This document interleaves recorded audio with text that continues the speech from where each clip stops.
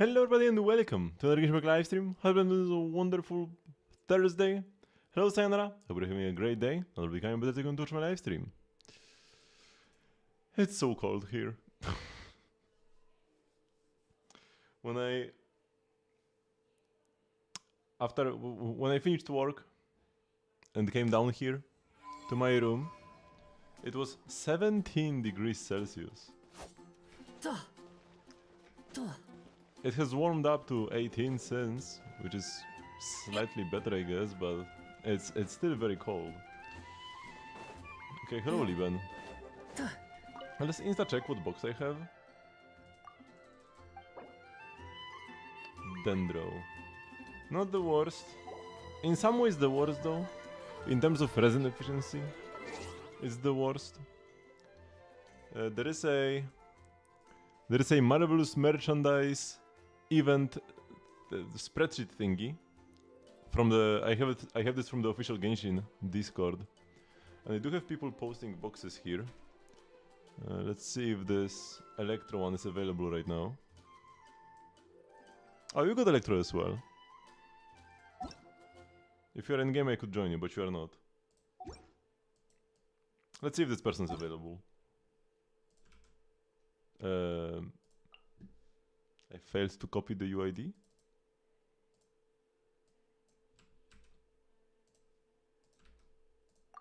You are too late. The rando is actually available. Yesterday I was not able to get an Electro box, so I just picked whatever I had. I think I had the like Mora plus books, which is fine.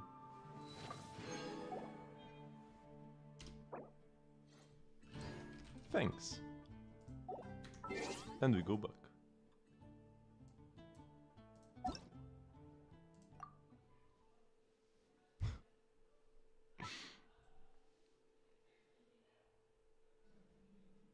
I could consider hosting my boxes as well. Apparently most people want the Mora boxes. The pure Mora or the Mora plus books.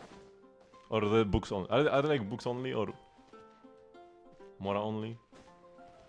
I haven't had either of those yet. So I could just fire up my PC. It will maybe warm up my room a little bit more as well.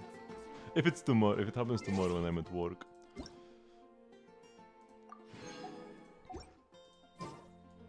Because there aren't many people hosting. There is like 1 or 2 people, or sometimes 0, hosting any given box at a time on any server.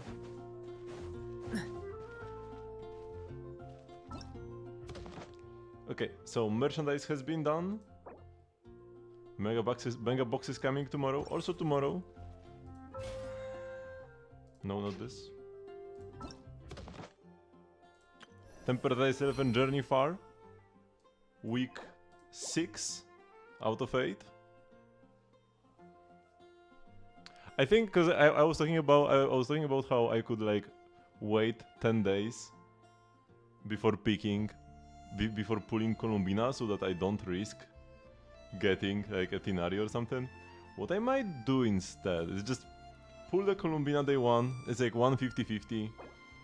Like I said, 1 in 16 chance I get Tinari. Or if we consider Chichi to also a bad thing, but a bad choice, that's 2 in 16, so 1 in 8. 1 in 8, kinda nasty. Like not that unlikely to happen. But well, it is what it is. If it happens. But I instead, because I've been thinking that I think I would rather pull for a con than for a weapon for Columbina. Her weapon is kinda mid. Although it is a good weapon banner together with Inefa. If I got Inefa R2, I wouldn't mind that. But I feel like I would rather pull for C1. Because of Z-Buy teams actually. Would make it way more comfy. Because this is the thing where for Lunar Charge, like if you want to play her primarily in Lunar Bloom, this is kind of a skip. Although one thing that I like forgot when I last time I talked about this constellation, this gives her an additional hit from her like enhanced attack on the skill. I think she gets normally 4 and this is 5. Or maybe she gets 3 and this is 4.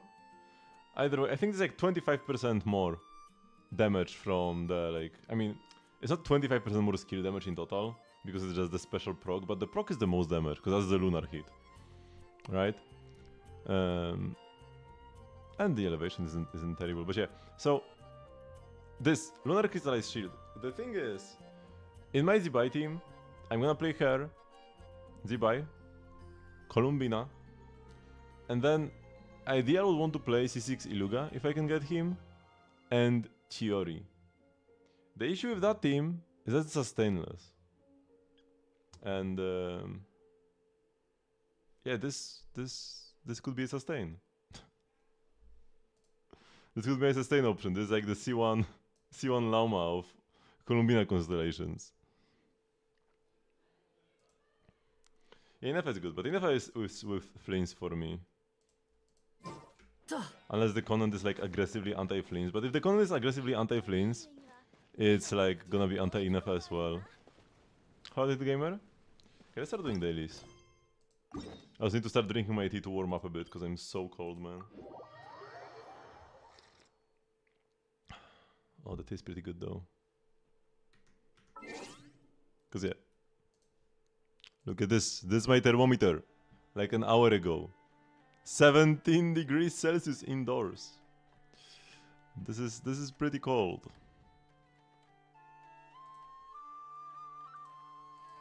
It has risen to 18 degrees since then. So now it's 18. As I sit here and yap, it might go up to 19.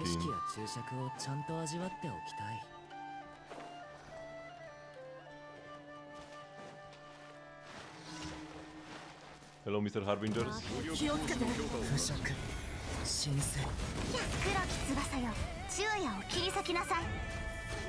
That's like a refrigerator. That would be a very bad refrigerator.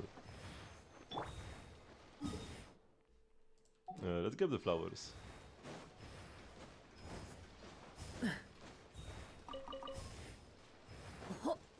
You can never have too much seed. Too many seeds, I meant to say.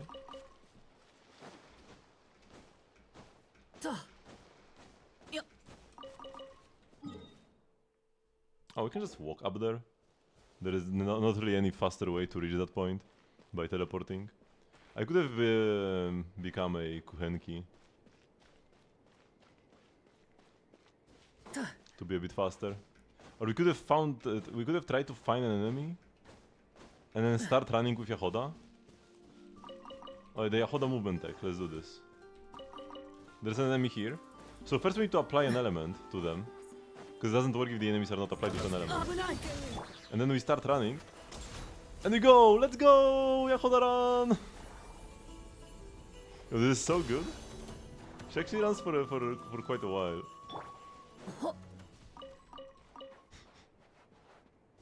If only she could just do this normally, without elaborate setups. Like, it doesn't just. You don't just need an enemy. You need an enemy applied with an element. Oh, we need to go middle.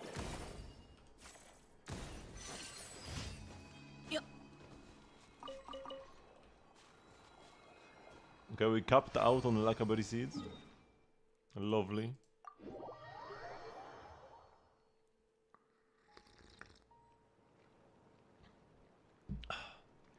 Oh yeah, the way I had my schedule laid out for this week, it was essentially Genshin every other day, and then Star Rail Zenless alternating. But I might change it to do Star Rail on Saturday instead of Genshin, so it's gonna be like Zenless tomorrow, Star Rail on Saturday, then Genshin on Sunday, and Monday, Tuesday, Genshin Star Rail Zenless again. I'm quite behind in those two games. While in Genshin I'm kinda like chilling at this point. In Genshin I'm full Resinless mode, while in Star Rail Zenless I'm behind on events. And on permanent content. I haven't done a side quest in Zenless since 1.7. Not like I'm planning to do them anyways. But there are events. And there is endgame to clear in both, yeah. I love the catapult effect here. The ceiling shot. Oh yeah, that's a better word.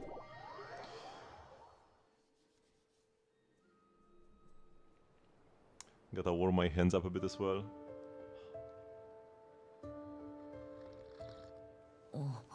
Maybe I should go. I should get another mug of tea after I finish this one. I think I have some of these flowers as well.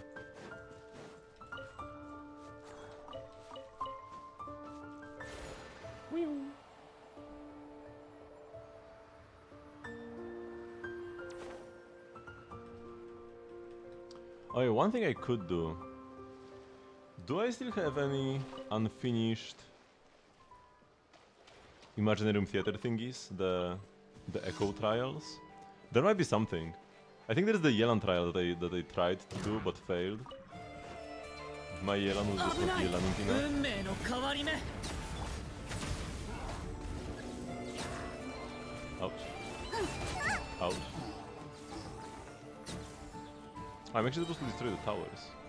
I didn't even realize it was that kind of commission. I'm not supposed to kill every villager inside. Well, it happens.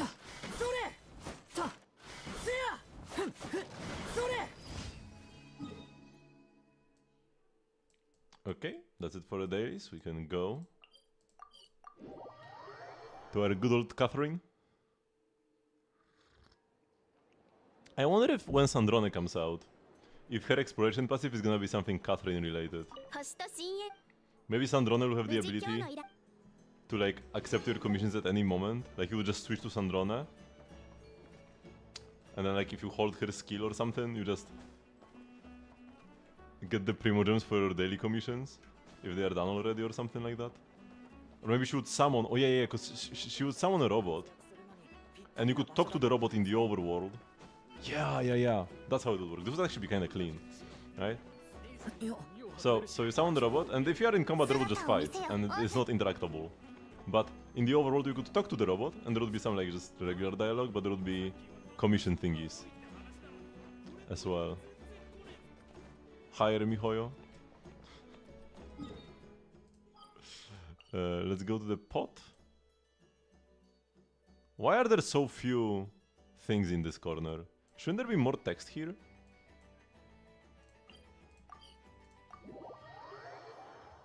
Oh, the spirit time is so long, yeah. If only her run was usable in the overworld. It's just this and that's it, man.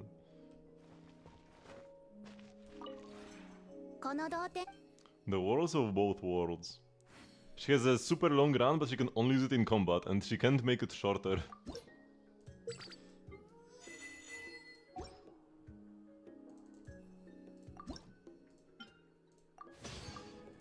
She is playable,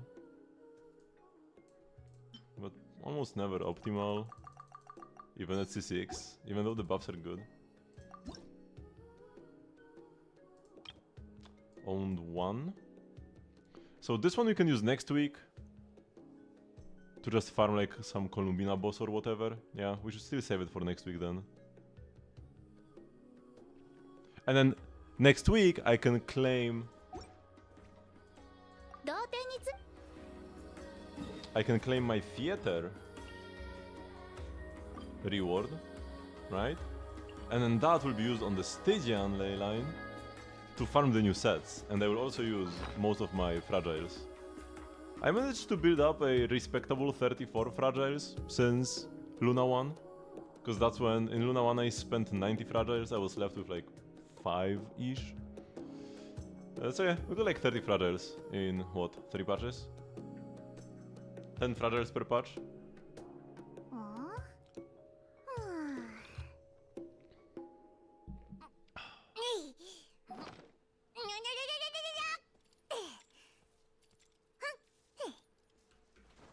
Yeah, other noises. Okay, so let's spend our resin on something. Can this something be my weapon? My Faf sword? That's still level 80? Thursday. Indeed it can. Hopefully only 20 will be enough. And the rest, just artifacts. You can always use more Silken Moon pieces. Although it's funny how it felt like you needed like 5 full scroll sets back in Natlan. Because all the new supports were from Natlan and every one of them wanted to play scroll. And the only issue was that you couldn't have 2 in a team at once. And now it's like, yeah, sure, I played on like Yansan and on Shironen sometimes. And I guess when I play Melt Citlali, I guess it's still kinda useful, but it doesn't feel like overbearing anymore. Hello, dear hero.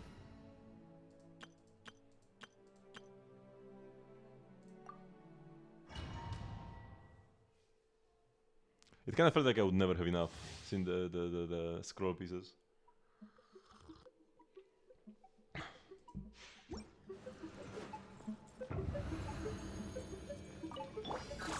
It was actually better to do it like during here. Or whatever, I'm just doing it.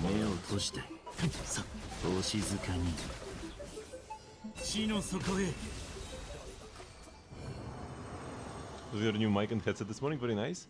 The headset, or like not headset, just headphones that I won in a giveaway thingy should arrive next week.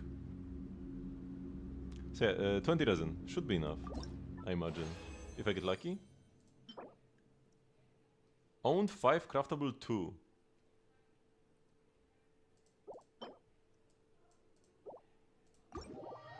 We'll see how it goes. Hopefully, like, because they were free, I should not have to pay any import taxes either, right? They can't tax me on something that's free, can they? I hope they can't. That is nearly completely wireless. I actually prefer having everything wired if I can help it. Okay, let's see.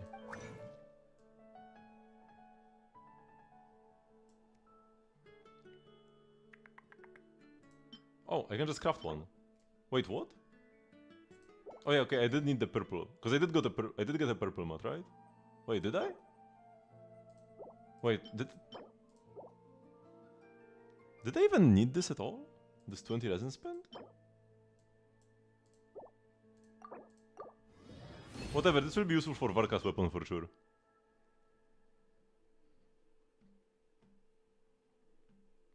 Especially when there is like no drawback to something being wired. Like my mouse and keyboard, they're just always on my desk. I never move them anywhere, and I would never want to move them. So yeah, them being wired is like no drawback. I don't have to worry about batteries. I get like ever so slightly better latency. They're also ever so slightly cheaper. And more light. They don't need to have like the Bluetooth modules inside. Like the differences are tiny. But those are all tiny positives. And there's like no negative for me really. The one thing that is nice to be wireless is a controller. Like I have my Switch controllers. I mean, they are always wireless. There are no wired official Switch controllers. Because yeah, I do like being able to have my hands however I want. Also, the cable would need to kind of like be all over the place if I want to use a wired controller. That wouldn't work too well. You have a work laptop for when you work from home? I mean, then just have a separate work keyboard. They should just reimburse you for it, so it shouldn't even cost you anything extra.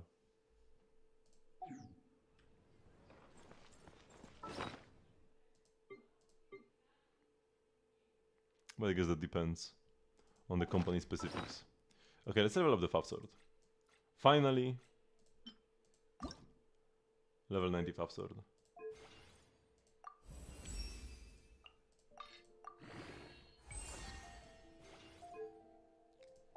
Clean. So I have 5 level 90 Fav Swords now, equipped on Dahlia, Shilonen, Bennett, Xingqiu, and Furina. And there are even more characters that would sometimes want to play Fav Swords. But then I just like swap them around. I only have 3 Fav Lances, should I get more? The thing is, I don't play these characters as often. Or like Shenhe for example is like a pretty rare play. so it's not even that contested. Zhongli would always want to play a Favlans, but Zhongli is not played often either. I have to build a custom keyboard, that's pretty cool. If I had unlimited budget, I would love to build a custom keyboard. There are so many little things you can get into, and so many little optimizations and customization options, but it gets so expensive if you are going like full custom. So yeah, most I could do realistically is just change my keycaps. Everything else, not because like I'm not willing to learn about this, but mostly because it just gets pricey. They won't reimburse you? Man, that's scuffed.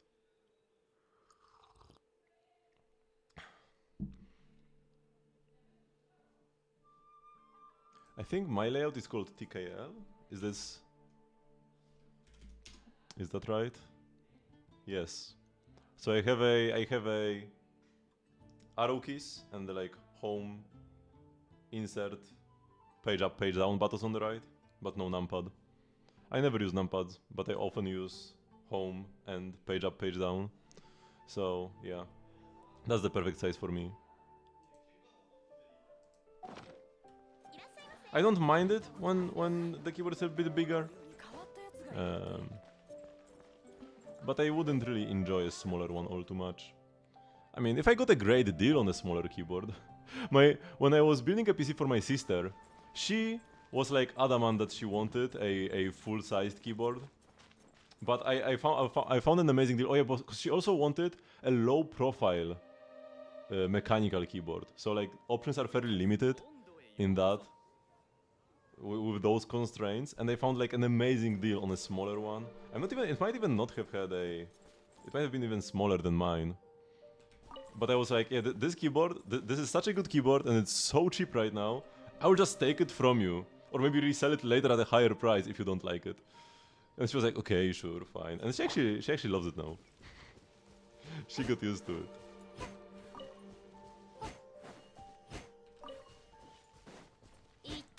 Everything can be good if it's cheap enough. Hello, Xnay. Okay, what am I looking for? I'm looking for the M key. First go to Not Cry, spend my resin. Genshin is just such a chill game for me. Whenever I'm in Genshin, I feel like I'm at home. Even though I'm literally at home right now anyways. But you know what I mean. This is my safe space.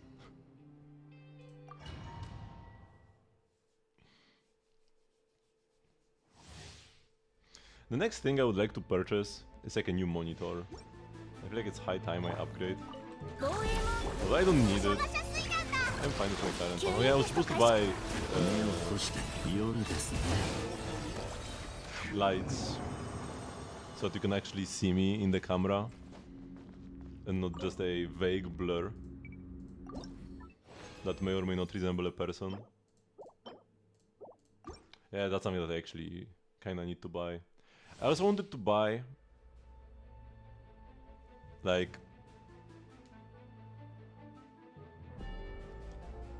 how do you say this? Mounting arms for my monitors. The one issue is that most of the time, the most common approach is to have them like clamped at the back of your desk, and then, you know, they go up and your monitors are there. But my desk has like a wall behind that goes like 60% of the way down, and there is very little space. Like there is like the desk, and there is the wall in the back, and like just very little overhang. So you can't really hang anything here. Hello, Fat. I'm pretty sure that was why my previous so my previous light that I had was actually mounted like that. It was light enough that it was like fairly okay, but then it fell off, and then like, you know, the grip that wasn't strong enough, it fell and then it broke. I think that's what it was. It might have just broken off just like on the spot. I don't actually remember. But yeah, I can't hang my monitors like that. So I would either need a stand that just stands on top of the desk, but I want to avoid having stuff on the desk. I want to have like more desk space. That's one of the primary reasons why I would want to mount my monitors on like arms instead of just having them stand there. So my only other option would be to have them wall mounted. But this wall behind me is like the main like outside wall. It's very tough to drill through. I know that in American homes, most of the time, oh, that's a nice piece. Most of the time, the issue is that the walls are so flimsy that you can't mount anything on them because they're just like cardboard. For me, the issue is that the wall is too tough. I can't drill through. I might not be able to drill through it with the equipment I have. Okay, let's do the squats.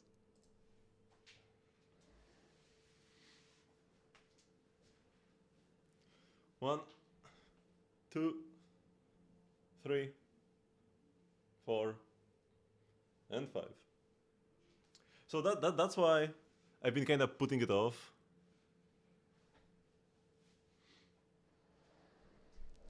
Did I sponsor? No.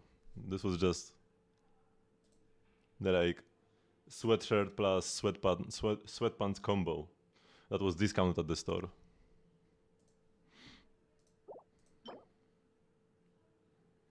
And I didn't even like, I just wanted new sweatpants. But the sweatshirt was like almost free compared to other options.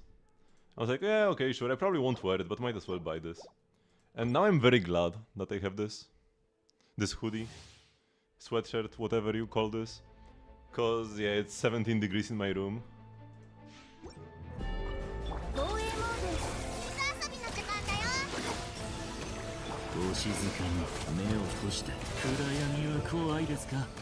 I didn't get any clothes for Christmas.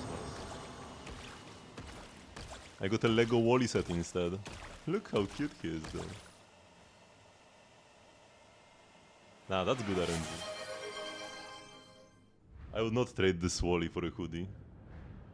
Hello, Shiver Me Timbers.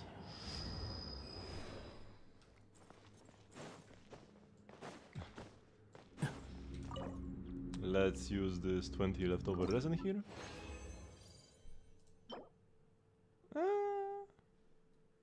Let's check out this Nefer.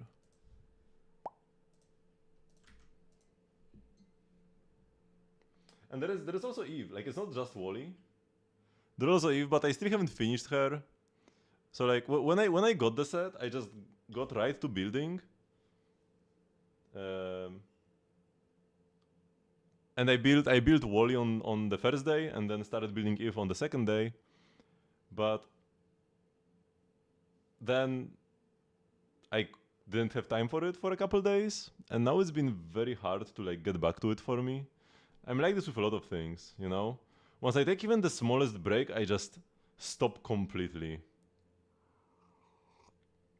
So if you are wondering, why does this madman stream every single day to like 5 viewers? It's because if I stop, if I take like a week off just for the sake of it, like, you know, if I'm just not at home or something, I physically cannot stream, it's okay. But if I just take a break because just because, I just won't return to it, you know? I will just drop it forever. Wally has a history of living alone. And also he's not completely alone. Because you see this on his shoulder is the cockroach. The little bug he has. The only life that didn't die out on Earth. Until the plant came. Okay. You demand a refund.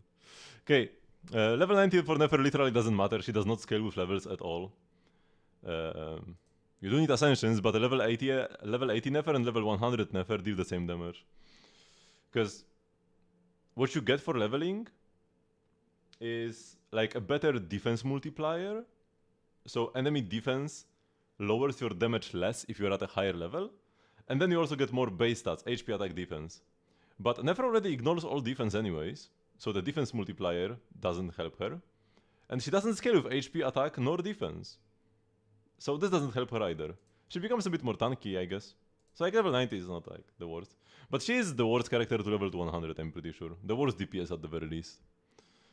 But yeah, crown on the skill, that's necessary. And levels on the burst, that's fine as well for now. Currently, in Nefer teams, you do have some downtime between one and the other. you can either switch to recast an ability on some other party member, or you can press her burst.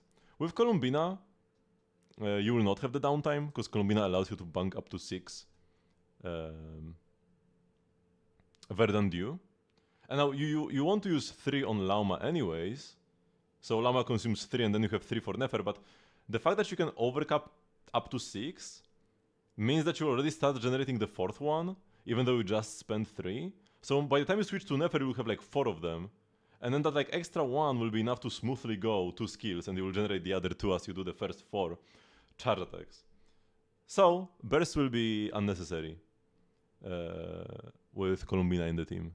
Because burst was just there to fill some downtime, and there should be no downtime with Columbina. Reliquary of Truth, amazing weapon, yep. And then the only stats that matter are your crit rate, crit damage, and EM. You've got 62 crit rate, you get 30 from the set, and you get 10 from Lauma. So we are overcapped by 2%, which is not that big of a deal. You just have pretty great rolls all over the place. Pretty nice to have some EM. EM is a great stat. A bit of a shame that the feather doesn't have any EM on it.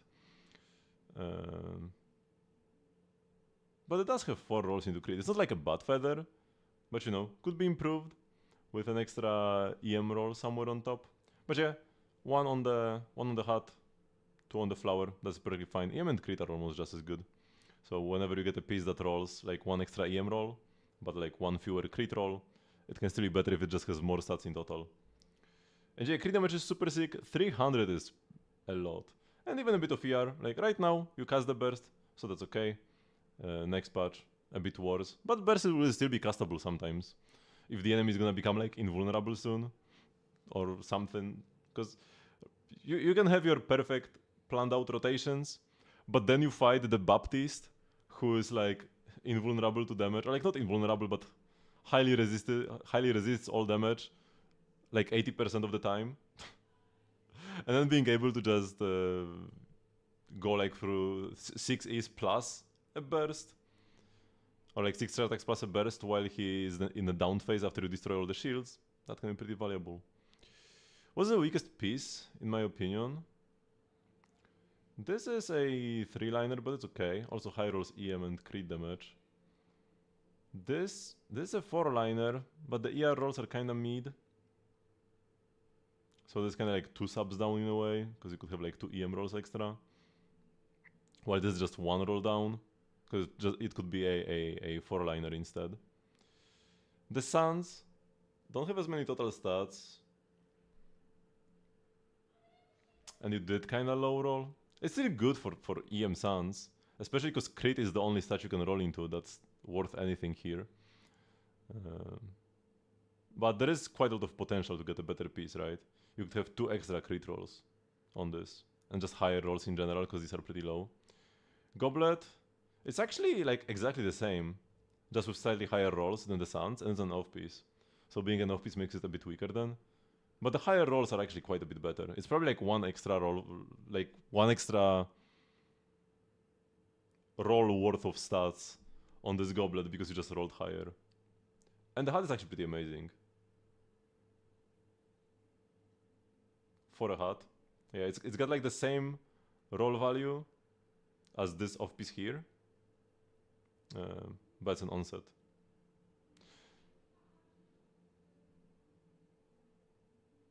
None of them is like... None of the pieces is bad. The Suns are just the worst mathematically. But the goblet being an off-piece can be held to higher standards. Although EM goblets are slightly more rare than EM Suns. So they're like equal. Yeah. But like these 3 pieces would be easier to upgrade than these 2 pieces. The hat and the flower are the best. But you know, you just grind the domain and see if you get anything eventually. Okay, so what's about this? If it had ER, because this could be a Flin's piece. Because my Flin's is capped on crit rate, so no crit rate is actually good. But no ER. If I do get C1 Columbina, I wouldn't need as much ER though. Maybe I can try if we roll like 5 times crit damage or something. Yeah, okay, we can cope a bit today. 塵となってください。 So I want to switch to... I know. 見て見て虹だよ。吸引テスト開始。お静かに暗闇は怖いですか I'll be pulling his Sig almost for sure when he reruns. Unless he reruns with like Furina or some other absolute garbage weapon.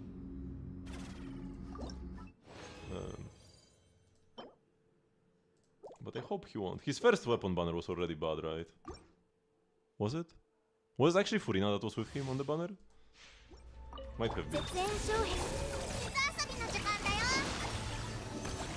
目を閉じてお静かに夜ですね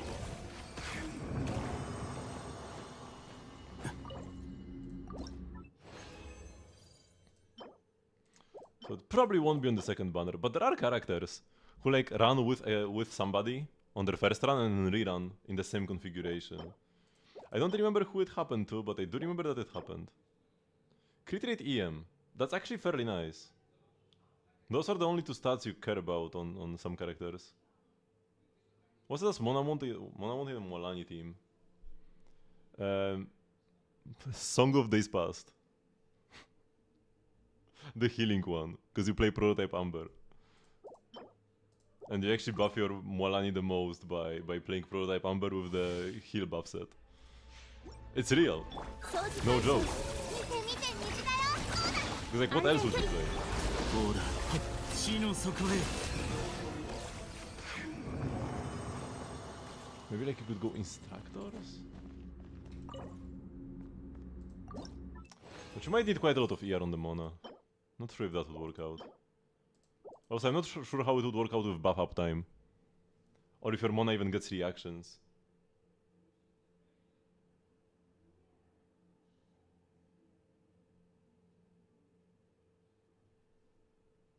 Song of the Past will be more reliable. Oh my god, my light is so dark. So dim. ER crit rate? No, that's the wrong set. Defense Goblin, but no substats. Higher damage bonus Goblet. That's not real. Yeah, that should be the best team, at least on paper. I'm not sure how it is in practice. 6308。お静かに夜ですね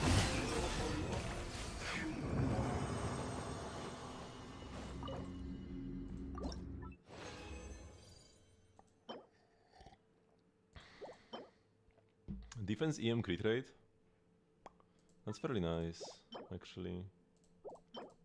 No ER is a shame though. Not sure how much ER I will need on Iluga though. If I play triple Geo, he should be fine. But we need crit rate for Favonius. And then EM for buffing on Iluga. Okay, we actually got some promising pieces. Let's check them out. Then could be a Con / Cigar worth pulling. They are not as good as you would expect Cons and Six to be on like the Archon like character actually. They're not bad, but they're not great. Because the weapon for her, the issue with the weapon is just personal damage.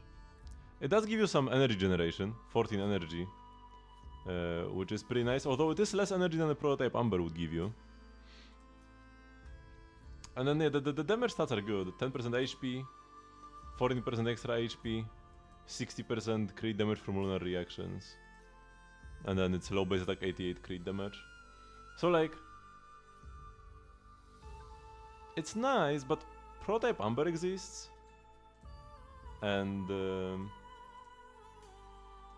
it gives you even more energy, because it 2 seconds every 6, so it's 18 energy. It's an HP substat weapon, which, unlike for a Mona, for Columbina is actually good, and it heals your entire team. Like, it's not a ton of healing, but it's pretty decent healing, and it's also all party members. so it can even heal off-field characters. It's especially nice in if you are playing Nefer or Zibai, because those characters oftentimes end up in sustainless teams, right? If you don't have Lauma C1, which you do, right? Because it's your account. The best Nefer teams are oftentimes sustainless. So this can help a bit. And same with Zibai. She has decent sustain options. She can play Zhongli or Inefa. But Chiori is another great option. I have C2 Chiori, so I want to play that. And if I will play Chiori Iluga and then Columbina Zibai, that's sustainless as well. So Prototype Amber is pretty great. And so is like Fav and the like. And the personal damage is good. But it's not like insane. Because most of your other two slots, or like your final slot rather, you have your Lauma, you have your Nefer and Columbina. The final slot will probably just only buff your active character. So not Columbina, so the extra damage is not as worth it. And the cons, they aren't bad. C2 is like the big one. C2 is great. C1, a bit worse. It does give you an extra enhanced hit from her skill. Normally you get like, I think 4 of them.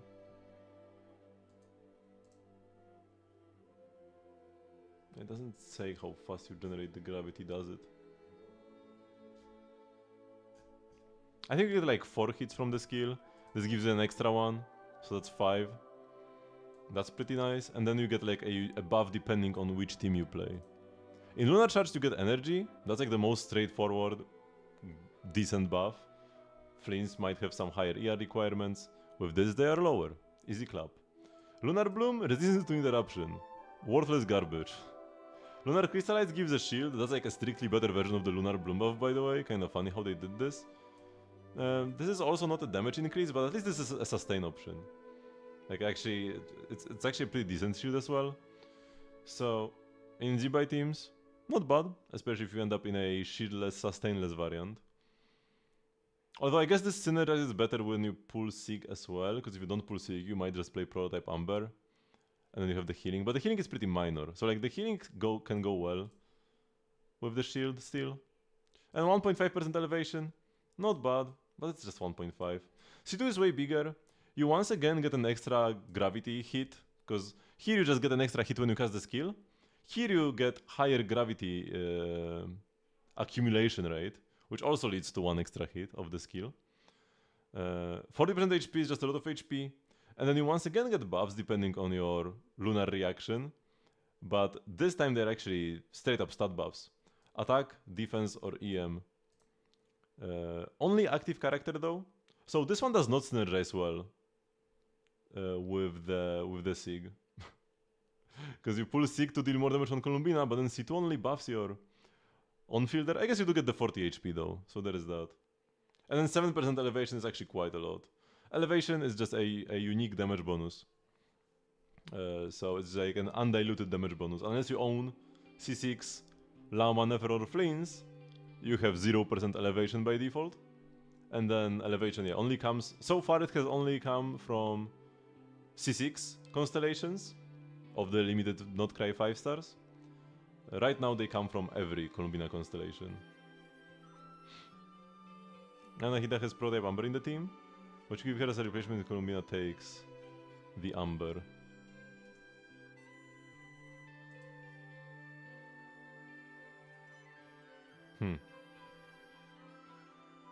Probably just some EM weapon.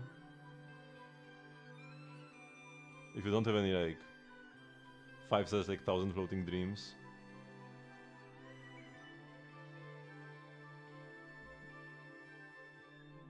Probably just some EM stick like sack fragments.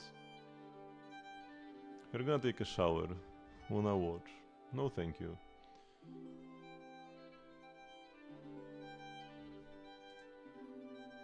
So they aren't bad. Especially C2. Probably the best like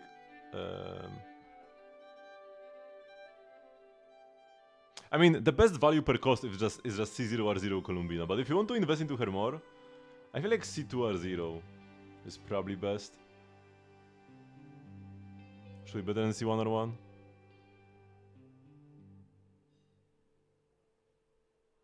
But yeah, it's kinda like, might be better to save for more impactful constellations.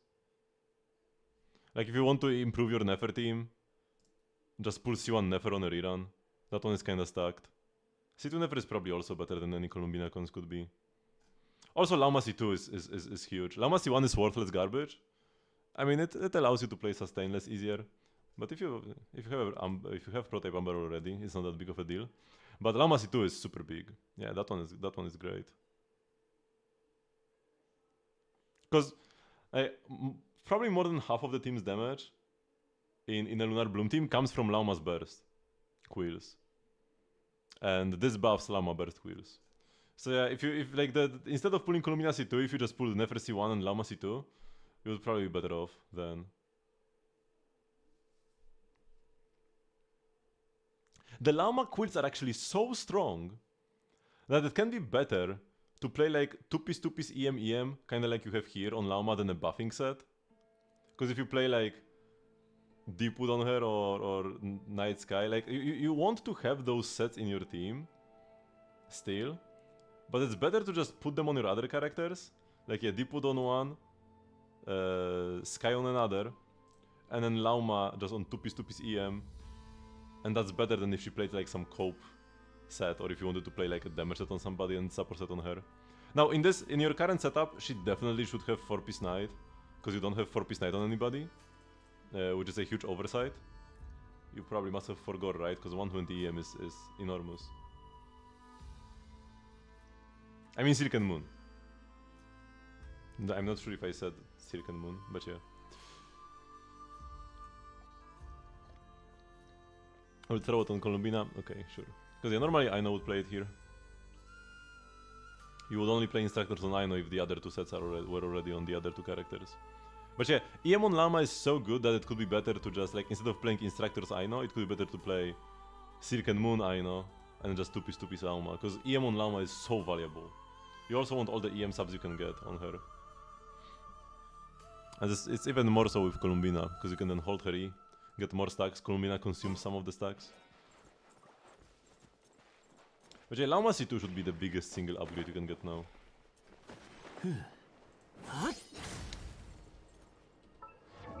Nah, I'm still gonna be using my Aino. Aino's the goat, man.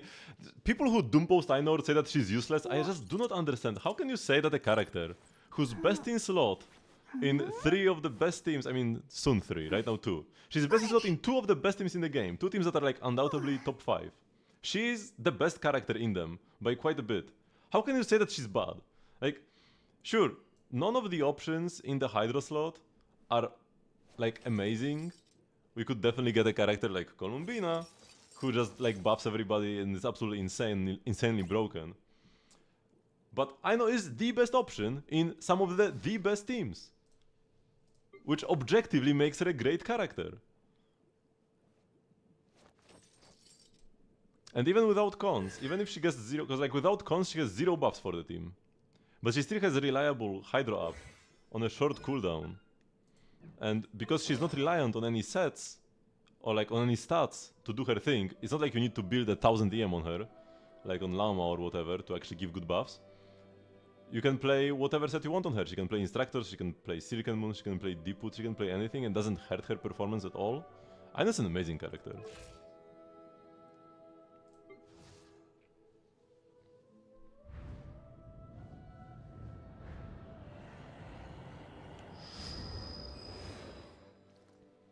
Yeah, that's understandable if you don't have Inefa or Zibai. It was just like an overall little rant.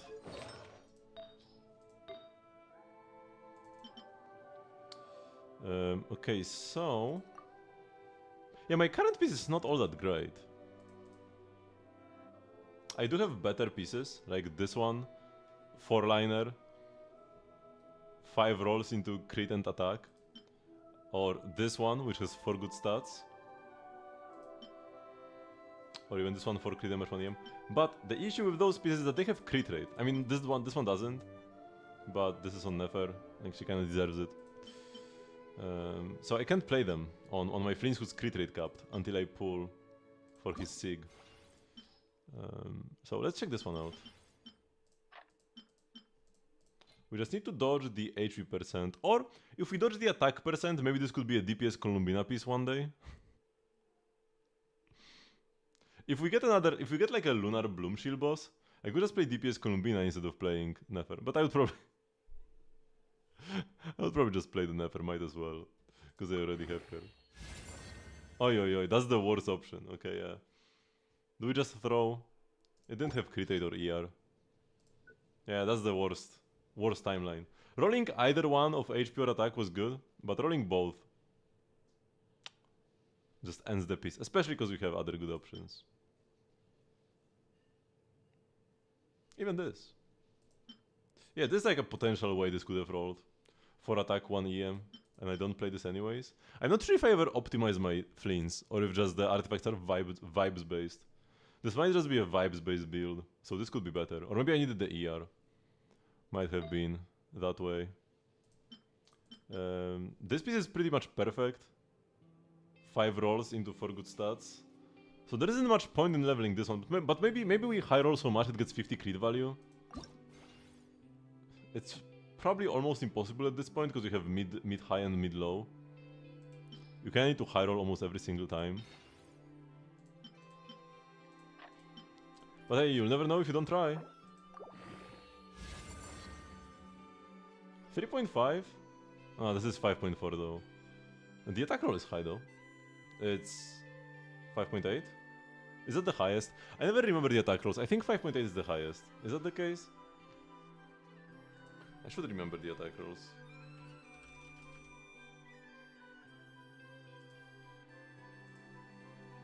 I think it should be in this tab. Yeah, 5.8 is the highest attack roll. And 4 is the lowest. 4, 4.7, 5.2, or 3. I think it's rounded up as 5.3. And 5.8. I do remember EM, I do remember crit. Defense is same as... Oh no, HP is same as attack, and then defense is higher. Wait, so this means that Columbina C2 is worse for ZBI teams than Inefa Flames teams. Because it gives the same attack and defense buff, 1% of Inefa's HP, of Columbina's HP. But defense, you get more of it from artifacts. Interesting. So yeah, this rolled pretty well. Mid high, low, high. That's decent enough for me. No! It's doomed. Yeah, we never played this at this point.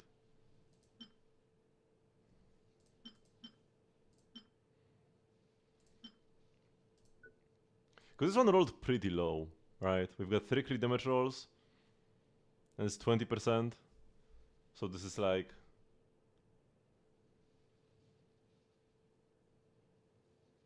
Two mid high, one mid low. Crit is mid low. ER.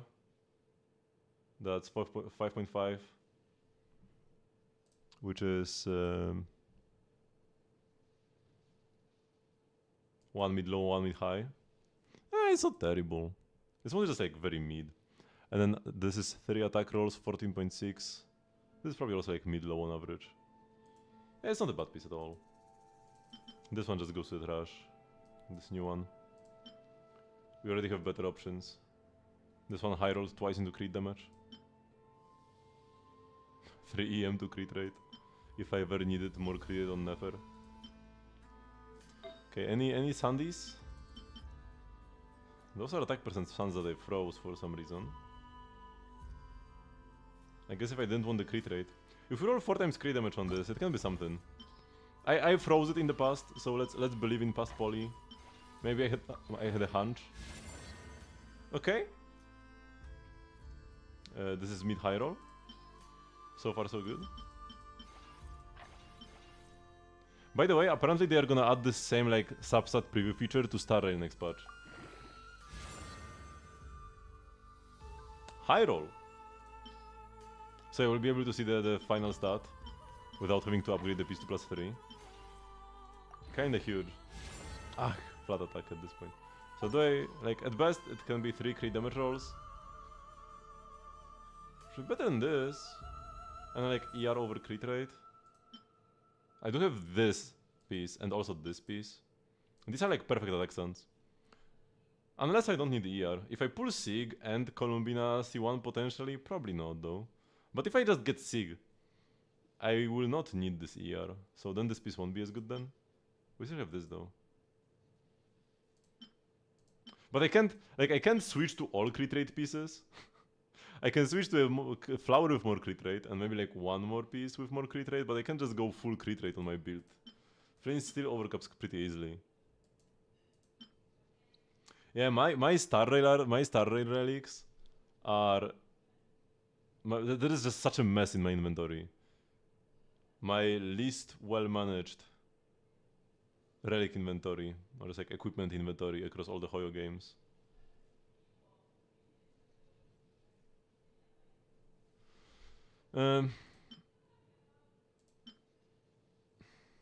Yes, that's a throw. I'm chasing perfection. There are these HP sounds which I should upgrade because I froze them. They shouldn't just sit at +0. But they would only be useful for main DPS Columbina. Which I'm probably not gonna play.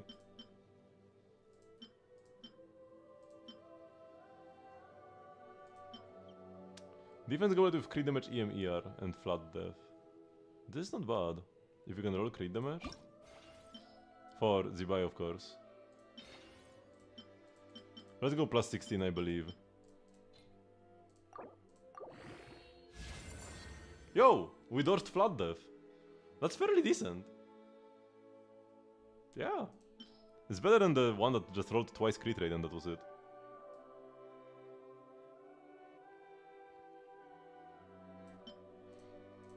Because I don't think I even have any good like offset defense goblets on my account. Yeah, that's fine. It's a low roll, so that's like less fine. But TM is a very cromulent substat. Which if I just go all defense goblets, I have this with 24 defense, with 63 flat defense, 24 ER. This like one each albedo goblet, which is worse than this new one. Right, I will take 4 EM rolls over 2 crit rate rolls. Especially because crit rate is easily overcapable. We have a bit less crit damage, but more ER. Oh no, less ER as well. I guess it's rolled fairly low. Oh, this is actually pretty good. The Mareshuse piece. 2 crit rate, 2 EM. It has all the good stats. But it has one fewer roll. Huh. Crit damage and flat death? It's like the same as this one. Except no ER. And it's a 3-liner. And I don't believe in it. Huh. Double crit EM? On this Song of Days Past goblet? Yo? Also, double crit EM on this Wanderer's Troop goblet. Which one do I believe in more? Let's go here. I don't believe in them though. Let's go slowly, +8 first. Okay, EM crit damage. 21 mid-high.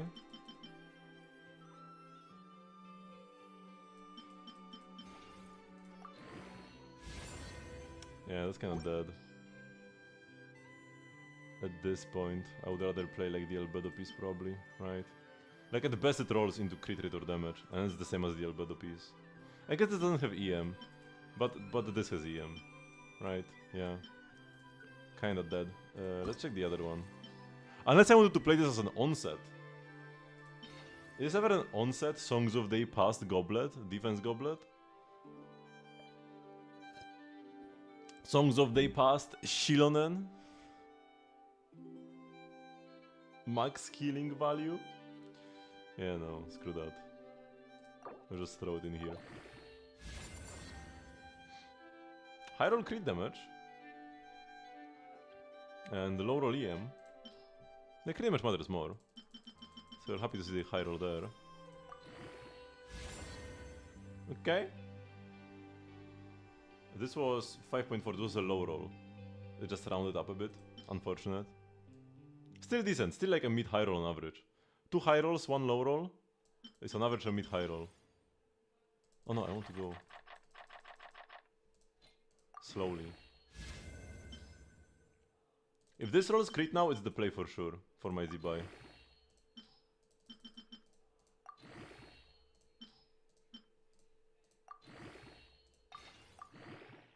No!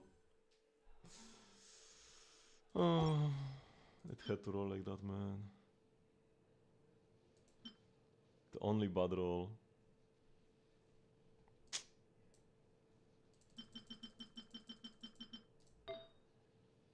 Welp. It is what it is.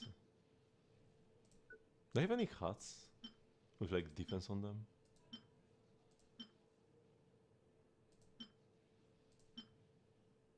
I have a crit rate hat on my Nefer? Intriguing. There's a crit rate hat with crit damage defense. Yeah. Let's just go correct more artifact EXP. Also, we're almost capped here. Time to salvage. Been a while.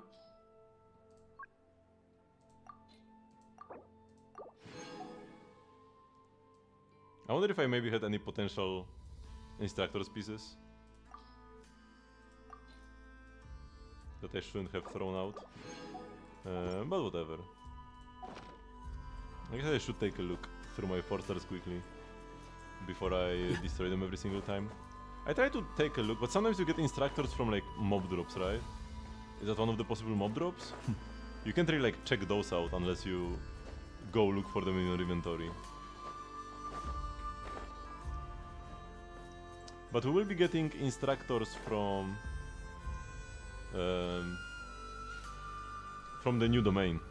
Instructors will be a 4-star option unless they change it. Hopefully they don't.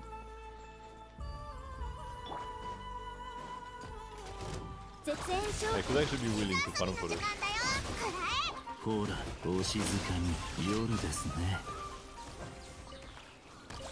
If that's the case. I mean, I wouldn't be farming for that. I would just get it while farming for other things, but like... I would actually put in the effort to look through them and log the best ones, actually have a good instructor set with some like ER, EM, crit rate rolls. That's probably what we care about the most. Because any like attack, defense, HP,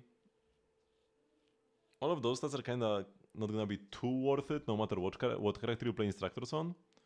Because you just get so little from the main stats. I guess defense would be the most feasible one.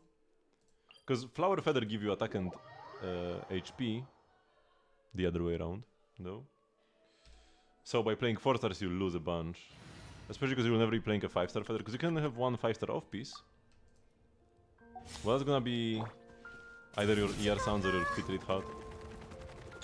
Depends exactly whether you have high requirements or not. High ER requirements.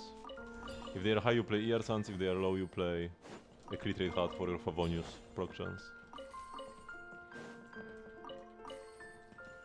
Oh!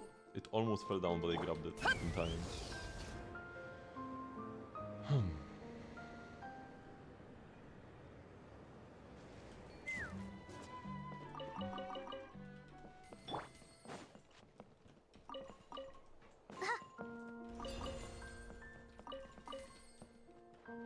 Oops. Careful, Varessa.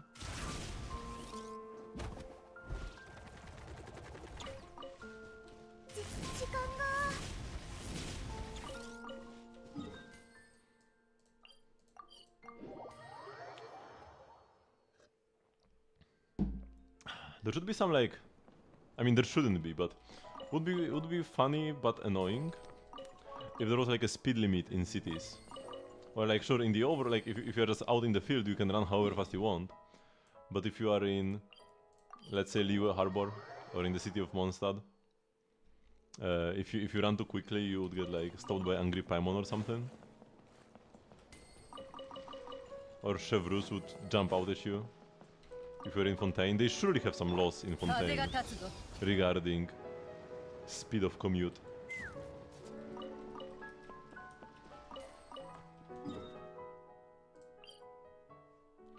Could it be better for me to try to go up this wall if I had an Asha? But there isn't any like nearby decent Asha to pick up, right? Because with an Asha you can go quite quickly up the cliff. Also, if you have Shiron, you can go quickly. In Fontaine should not allow you to fly, yeah. But it was like on the first day of the month, right? You can't you can't release flying objects.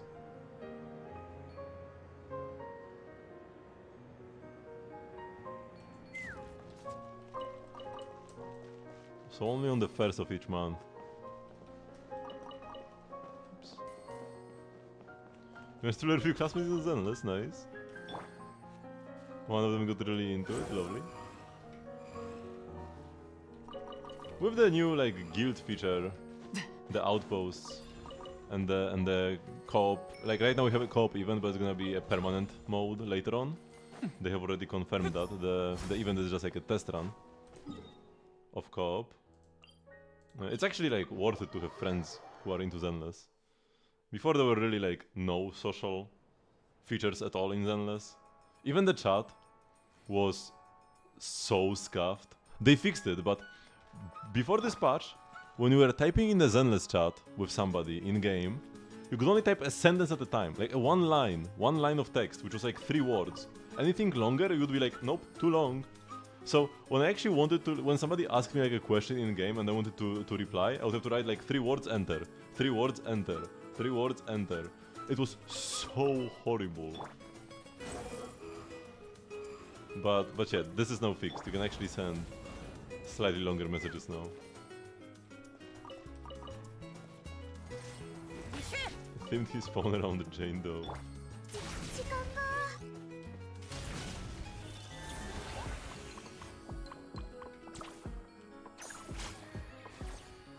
I think on my phone, I have official wallpaper and Yoimiya is my lock screen.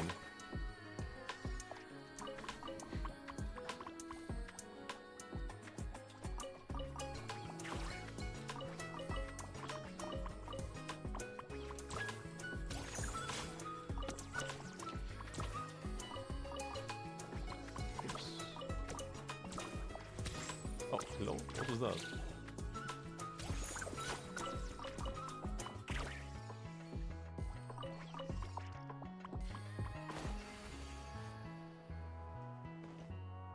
Call of the Night? I haven't heard about that. About that one.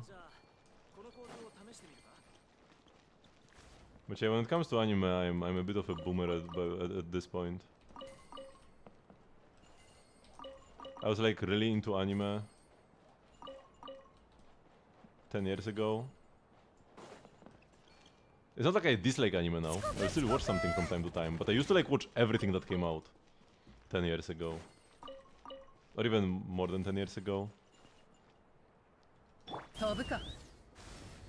Back in like 2012, 2013.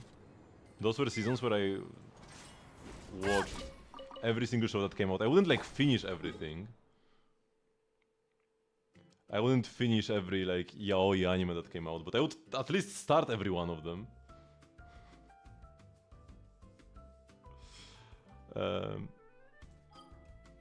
But yeah, nowadays...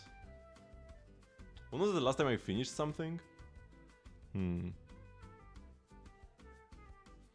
Jujutsu Season 3 is out. Ooh, I did finish Season 2, I'm pretty sure. That was one of the last things I have watched. Freerun is waiting for me. When is Season 2 of Freerun coming out? I will finish Season 1 by the time Season 2 comes out. I promise.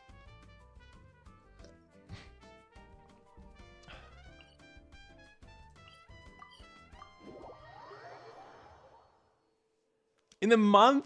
Oh my god, I don't have time.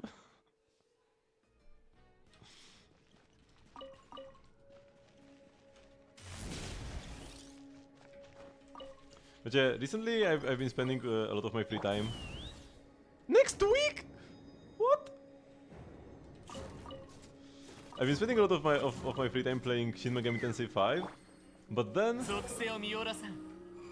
Oh yeah, I need to like take a little break from it to like grind up a bit more in Pokemon Legends ZA, because Pokemon Legends ZA gets a new season every 3 weeks, new competitive season, so I needed to like grind to the highest rank. It doesn't take too much time, but you know, I didn't... Like, I need to play something else than Shin Megami Tensei. And then when I tried to return to Shin Megami Tensei, my game crashed super quickly, and then I took care of my RAM issue, because I think it was because of my faulty RAM. Now I'm waiting for the, hopefully, replacement that I will get. And yeah, since then I haven't played Shin Megami Tensei at all. And you can only like shiny hunt in Pokemon so much before you get bored of it. So I'm kinda like running out of cool things to do. Or like, I'm running out of things that I would be excited to do after work.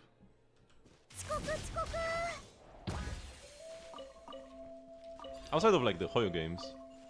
But those I only play on my stream mostly. Although I have been saying that I do need to play some off-stream Star Rail.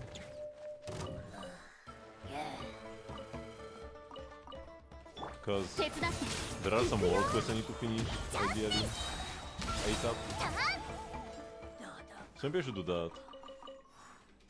But yeah, watching some anime wouldn't be a bad idea. I'm gonna get new headphones next week. Although I would probably just use my speakers anyways. I bought new speakers like a month or two ago. Probably 2 months ago at this point. Time flies. So that's probably just a better way to enjoy anime. Freedom Season 2 would be a great time to come back to watching anime. Oh my, am I disconnected? Are we there?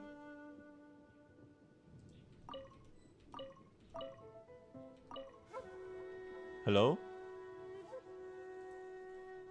Seems good? Okay.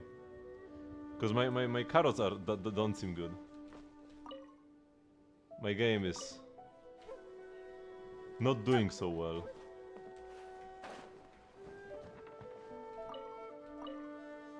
Okay, it's getting better. But yeah, Free Season 2 would be a great time to return to watching anime. I'm tried switching characters, by the way. And also, JoJo's Bizarre Adventure, Steel Ball Run. I have read the manga already, so it's not like a brand new JoJo story for me. But still watching the anime adaptation will be pretty cool. My god, this is so laggy now, what is happening?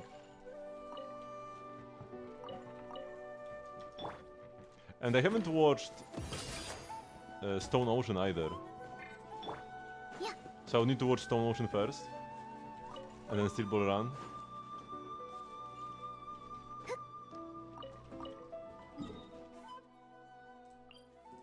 And I need to get back to reading part 9.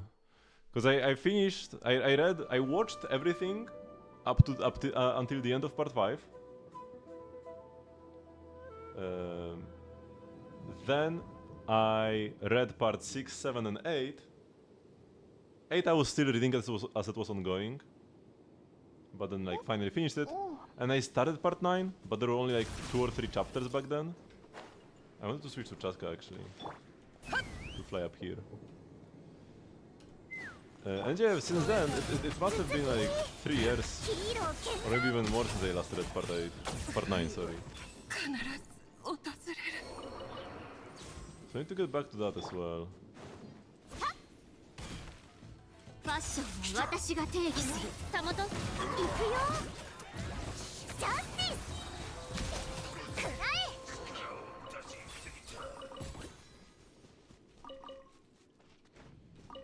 Yeah, there were quite a few things that I like started watching but didn't finish. I also seen recently. This is like not anime but a light novel. I was reading, but this was probably a very long time ago. But I was reading the ReZero light novels. I first watched the anime, back when the first season came out. I really liked it, and I started reading the light novels. And I think I got around to the point where season 2 finishes, but I haven't actually finished watching season 2. So I'm not exactly sure.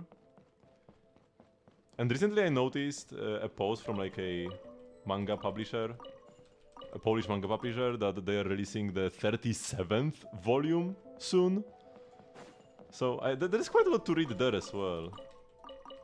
I'll probably continue reading in Polish. I'm pretty sure the Polish translation is actually further ahead than the English translation. The official one. At least. You can probably read some unofficial translations online. But yeah, for official material, I'm pretty sure Poland is ahead of the States with ReZero.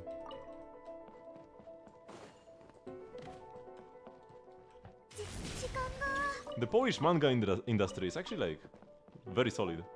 I'm not sure how it has been like, what has been the trend the past few years. Has it been growing or has it stagnated? But at least a few years ago, it was like one of the best in the world. And just like flourishing. There is no Polish anime industry though. There are no official Polish translations for like anything. Except for some old dubs. For like the anime that were commonly watched as kids cartoons. You know, there were stuff like a Dragon Ball Z dub, or Naruto dub, or Pokemon dub. Actually, I'm not sure about the Dragon Ball Z. Was there a Dragon Ball Z dub? There probably was one. Naruto and Pokemon for sure though. But yeah. Anime in Poland, kinda dead. It's kinda funny how like... I mean, because people watch anime in Poland. It's not like Polish people don't watch anime. But everybody either watches with like unofficial Polish subs or with just like official English subs. And it's funny how the manga market... How can the manga market be so strong while the anime market is non-existent? How has nobody like...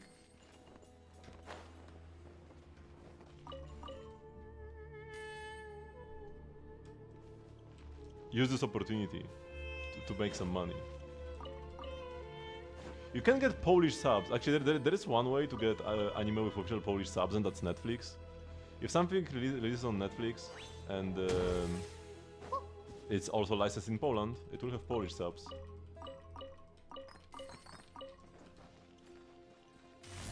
But outside of that, the vast majority of series don't get any official Polish releases. It doesn't matter for me, personally, if I'm just watching something myself. But it can affect the reach of a series in Poland, in the country overall, and also if I want to watch it with somebody else. Even if somebody knows English decently well, they might not know it well enough to keep up with English subtitles when watching something. And then the unofficial Polish subs will be available on pirate sites, where you watch in like 480p quality. And everything is cooked. So that's kinda unwatchable as well.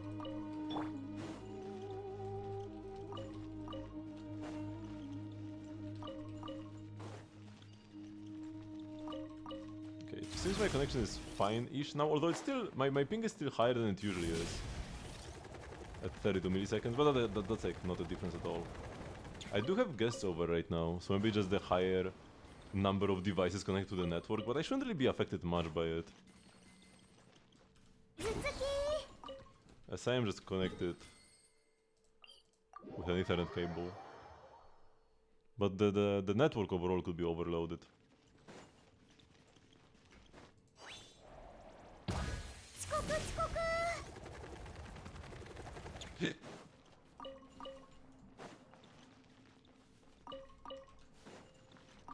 My PC should still have priority though, even if there are more devices.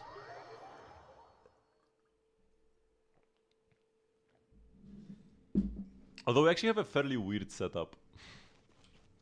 Because we have a router that was provided by our internet service provider. And we need this router. Because that one has all the like settings for the settings and configuration for the fiber optics cable that's coming in and everything. But it's not the best. It's not the best router. So we have it then connected to another router that actually everything in our house connects to. But my PC is connected directly into the ISP router instead of the other one.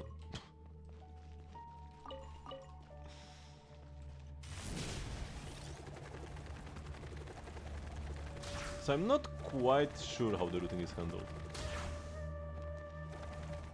Because I can't really access all the settings of the ISP router.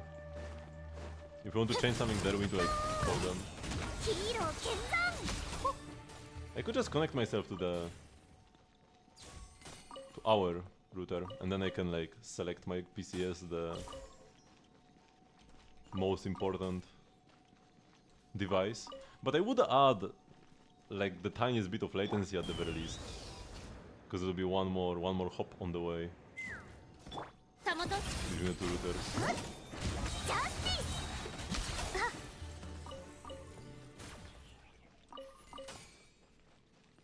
The difference would probably be negligible. I need to check on my phone. What is my ping on my phone?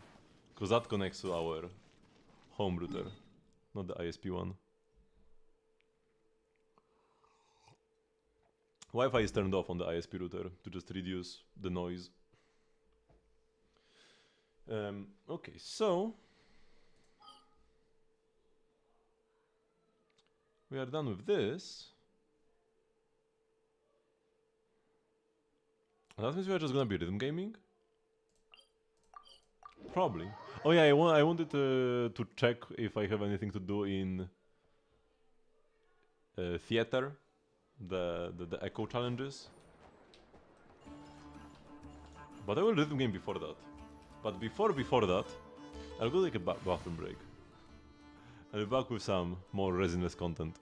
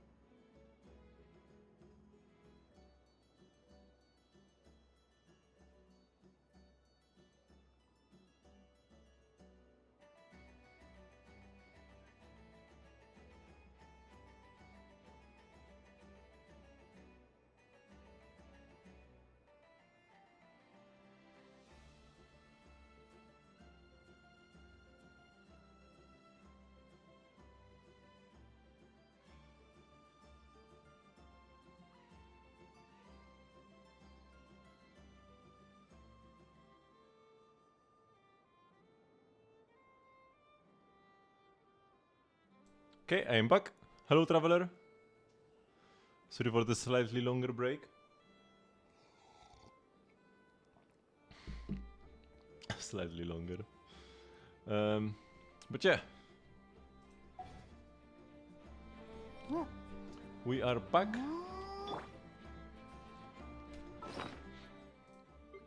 So yeah, first let's try some rhythm gaming. Although whenever I rhythm game, my hands get cold, and because it's already super cold, that will not be the best idea. But well. Last time we've done Liyue, I'm pretty sure.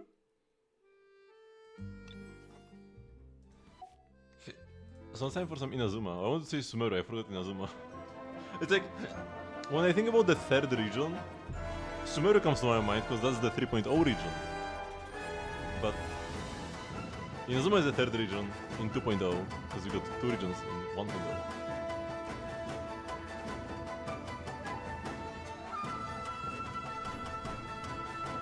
Okay, I can be that cold when playing Inazuma, so it's kind of...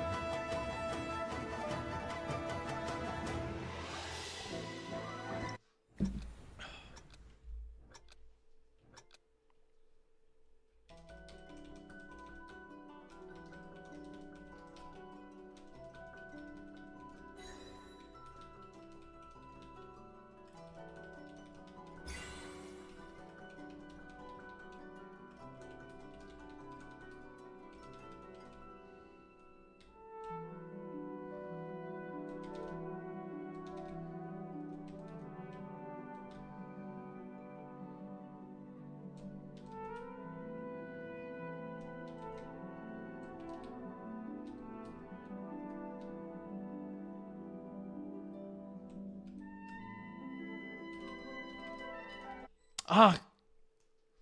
I held D instead of S. I held the wrong key down for that slider.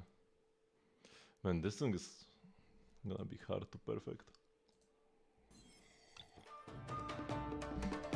And then there is Duel in the Mist. At least Duel in the Mist is super fun. Hey, hello traveler, hello.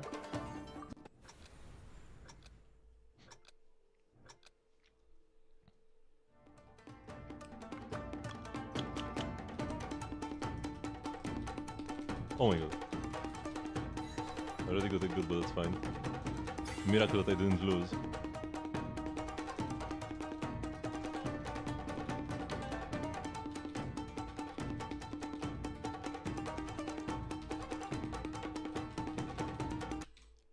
Okay, we lost. I'll try once again, this is a fun song. Playing the for bitmap? I could. Yeah, sure.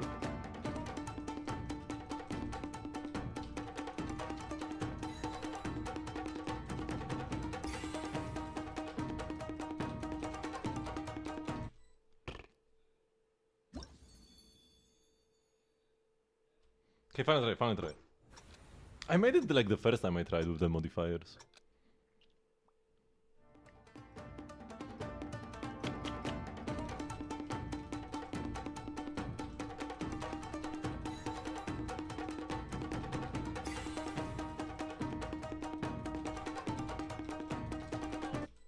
Okay, man, I'm just not in peak performance today.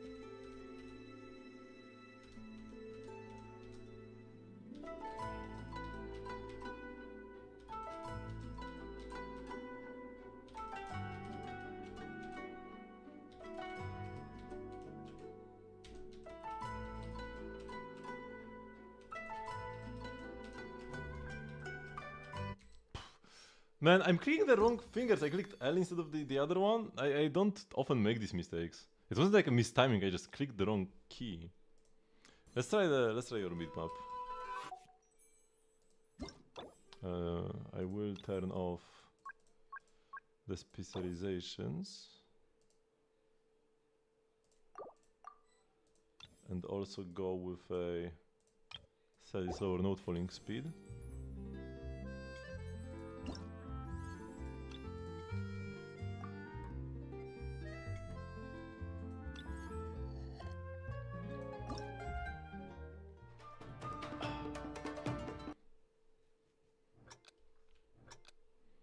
Oh, been a while since I played with a clear. Oh, it feels so slow now, the notes. Wait, I need to go back to the note falling speed that I had before. I thought I could just change it. But no, when I went to the faster one, I can go slower now. The issue with the faster one is that with only 60 FPS, the notes get really blurry. But with the fog, it's not an issue because I can't even see the notes, so they are not as blurry. Oops. Oh, yeah.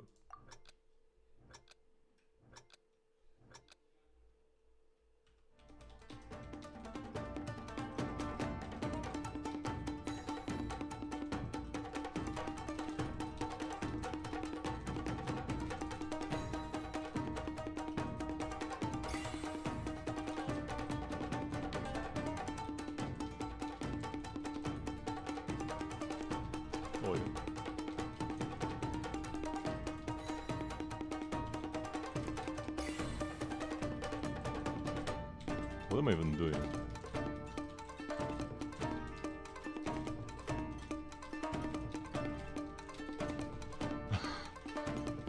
My hands are moving faster than my brain. I don't understand what I'm clicking, but I'm doing very well on like accuracy overall.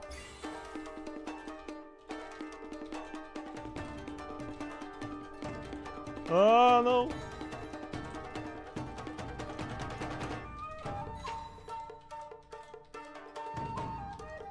Oh no, sliders are the death of me.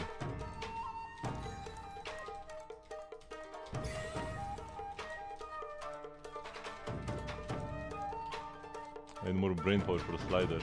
Oh my god, no, I'm...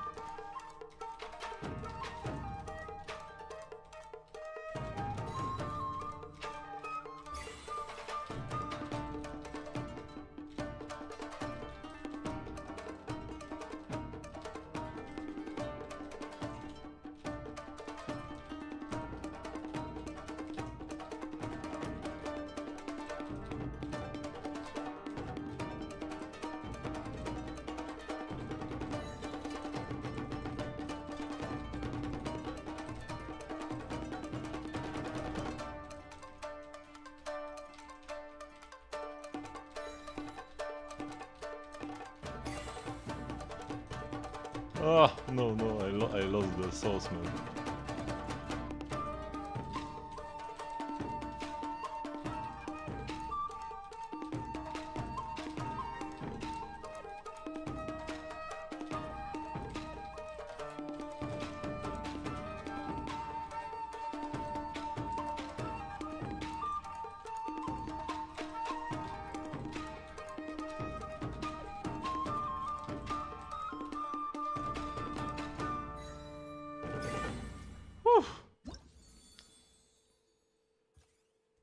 Very nice map. But yeah, the slider sections... Oh, I was completely lost on. But sliders have always been... But like, I feel like at the beginning I overperformed like crazy compared to how I normally play. But yeah, lovely map. Would be fun to even play through again. Playing now without the modifiers, without like sudden death, fog and hard mode, kind of felt like taking like the weights off, and suddenly I was so fast with the with the clicking.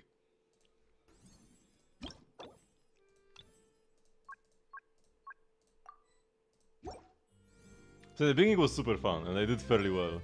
Later on, I kinda lost it, unfortunately. Okay, let's try Kazuha once more. 92% was still good for that first try.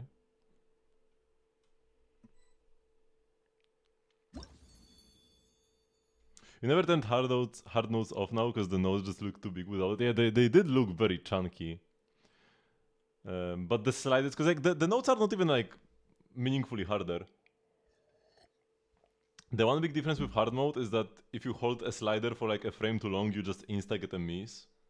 What's most annoying to me is that it's impossible to get a good by holding a slider for like slightly too long. You just insta miss.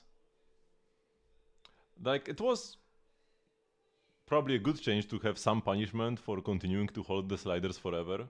Because without the modifiers, you can just like start holding a slider and just keep holding the button. The slider will end, you get a perfect, you keep holding, right? So sure, I understand fixing that, but it shouldn't be an insta miss, especially when you go with sudden death as well. Because then it actually makes it very hard to just finish a song, even if it's not that hard.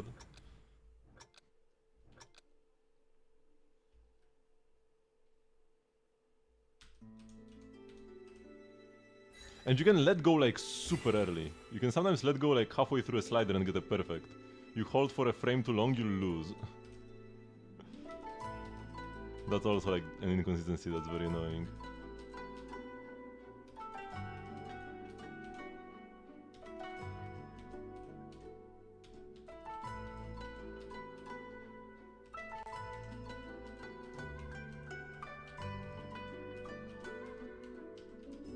Ah, good.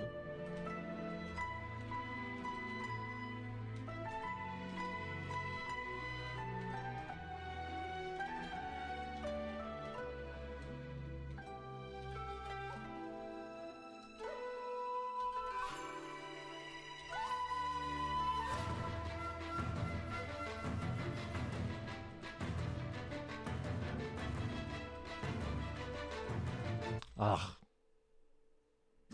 Once again I pressed the wrong key, but I already had good before, so it didn't feel that bad to lose. Yeah, I already have perfect.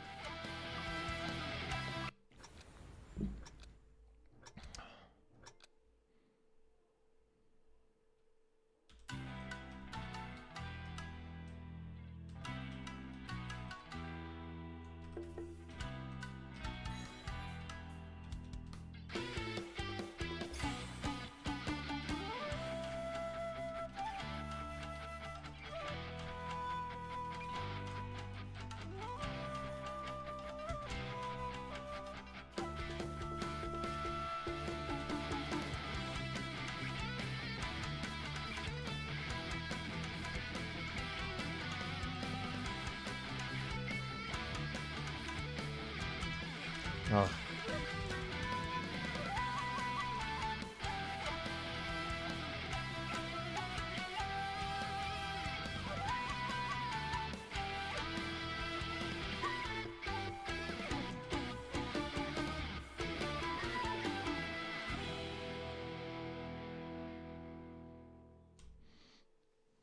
Very bad goods, man. I shouldn't have gotten the goods there. This was a clear. It was like a whole section where I got like 4 goods in a row.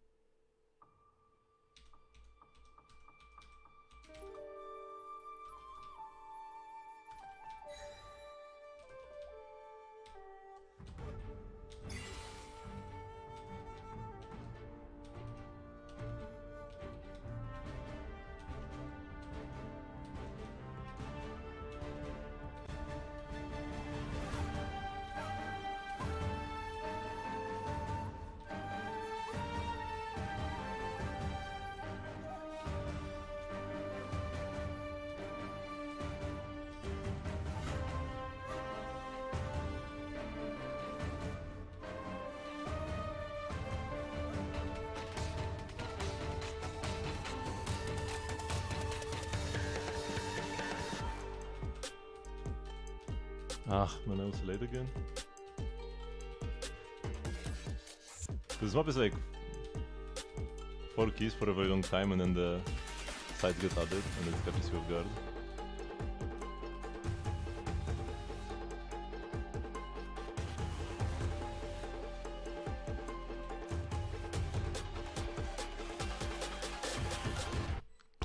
Okay.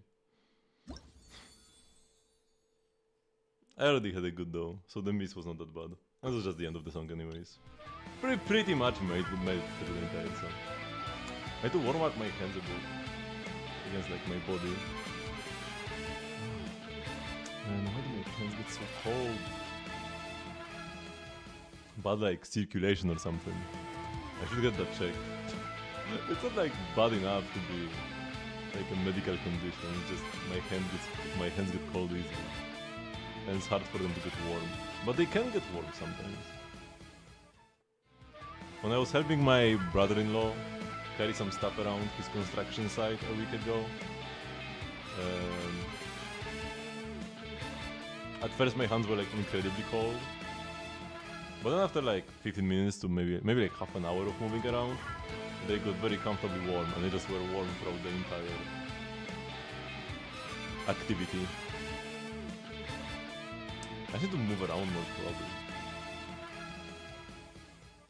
but I don't get many opportunities. Okay, let's play because the loop will drive us crazy. You can't AFK on the song selection screen ever.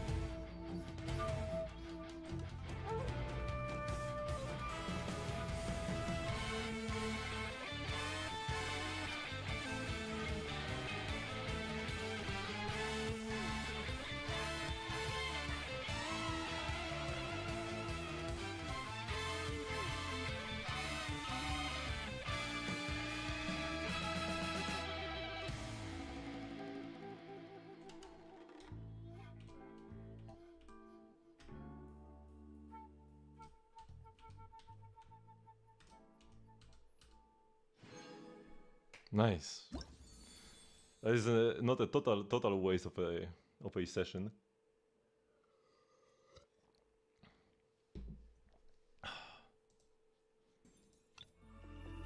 Man, do I not have a single song perfected here in Inazuma?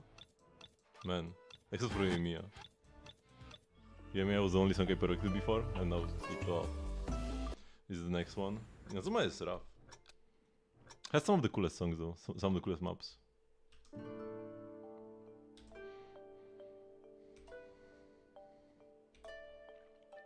Yeah, I should use the Raiden map by default. I feel like she's Raiden's pet anyways.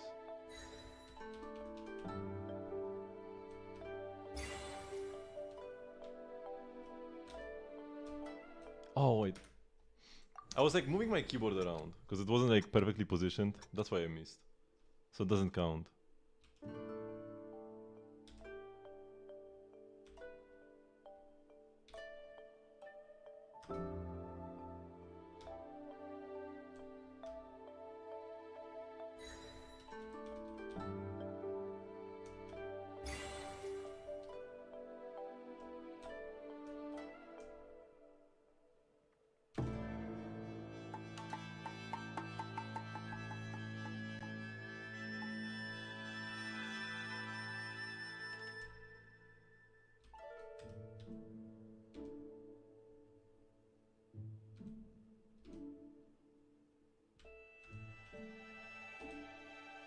Oh man, I just didn't see that note coming. It was just too fast for me, man.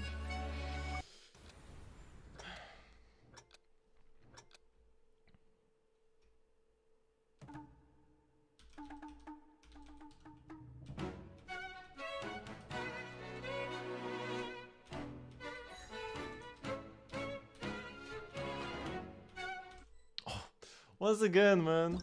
My eyes are like too dry. I need to blink too much, and when I blink I miss the notes. I just didn't see it coming. But if they're slower, it's harder to keep track of them as well. So making them slower is not just a solution to this. Faster is easier. Oh my god, I could this early. It's because I'm yapping.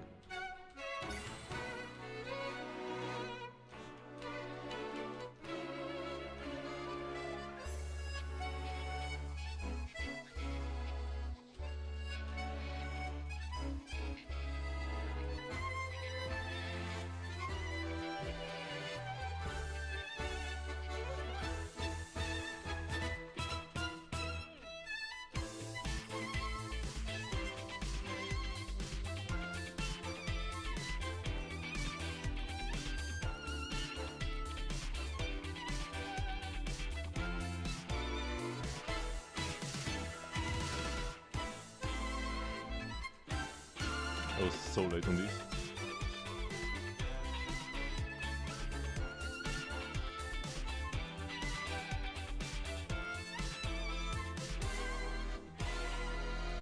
Oh, and I held the slider for a frame too long. I let go of it. It's not like I wanted to continue holding. I just continued holding for just a frame or two. And insta-lose. Insta-lose. Okay, so my favorite map. Definitely a contender for my favorite map.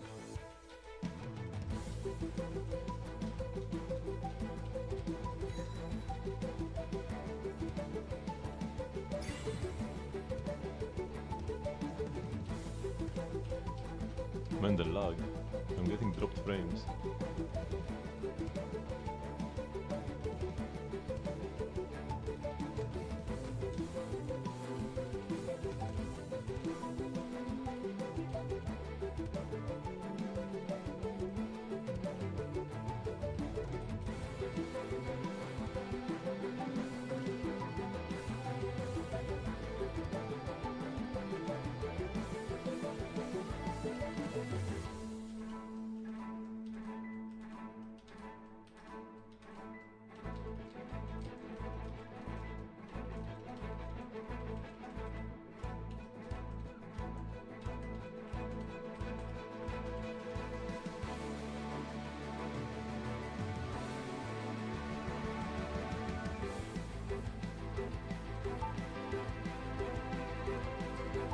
Oh, I got it good.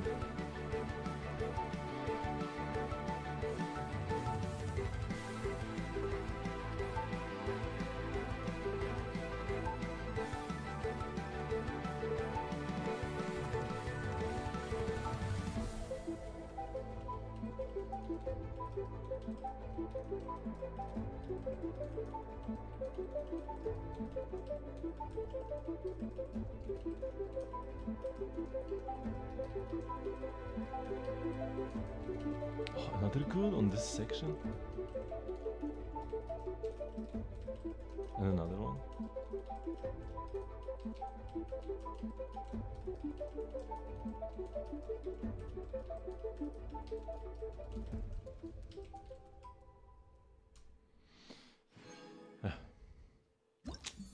Five? I thought I had like 3. Nah, there was more than 3. Okay, sure. Because 2 at the end there, and 3 earlier. Or maybe it was 3 at the end and 2 earlier. Very nice performance anyways. And we've actually finished the song.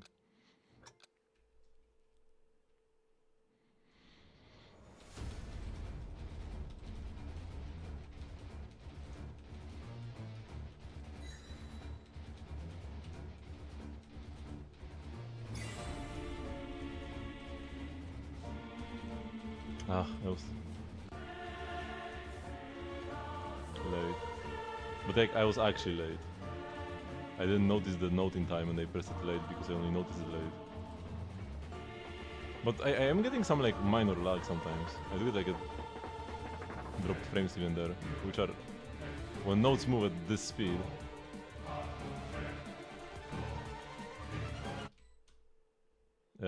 It's a bit of an issue to suddenly lose 1 frame when I take like 20 frames or something to go from top to bottom.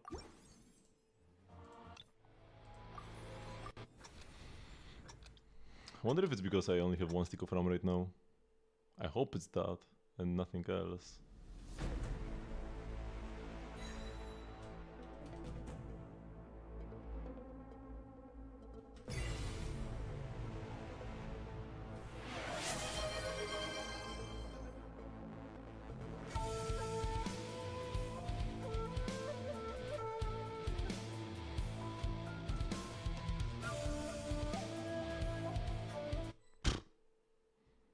Let's do the squats.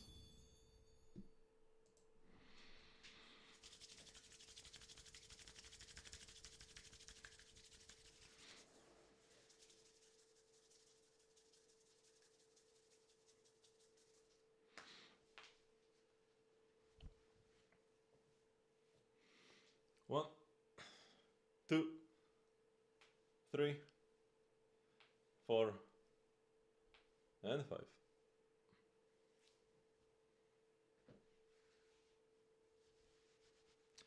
The hand warmer thingy. I should have it somewhere. It wasn't like a perfect solution though. I mean, it was good though. It was good. It was kind of like, it was similar to just holding my hands against my body.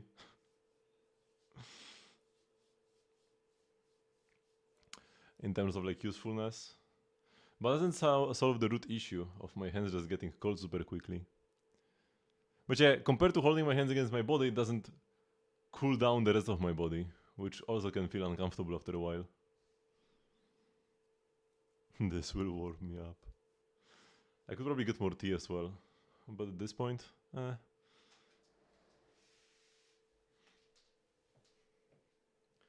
One, two, three, four, and five.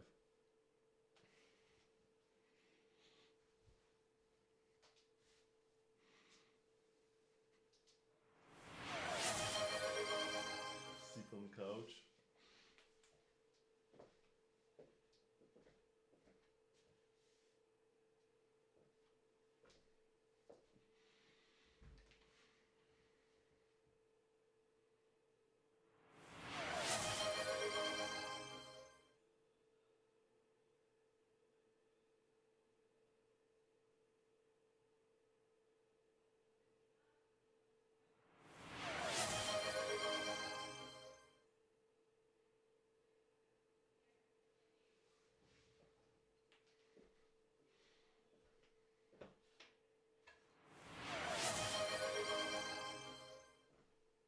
Can you like chill? The second sit on couch is invalidated because we already have make my bed, and I just sat, so I'm not gonna like sit twice in a row. I'll give you back your points for that though.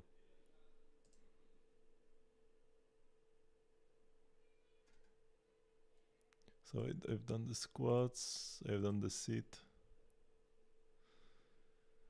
The squat, sit, stir, sit. Okay.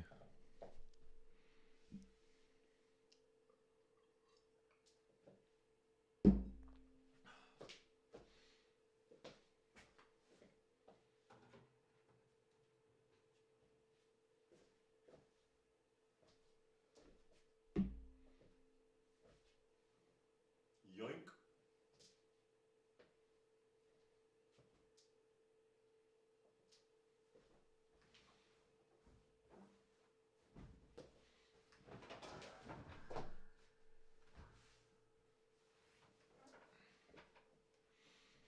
You are warming me up.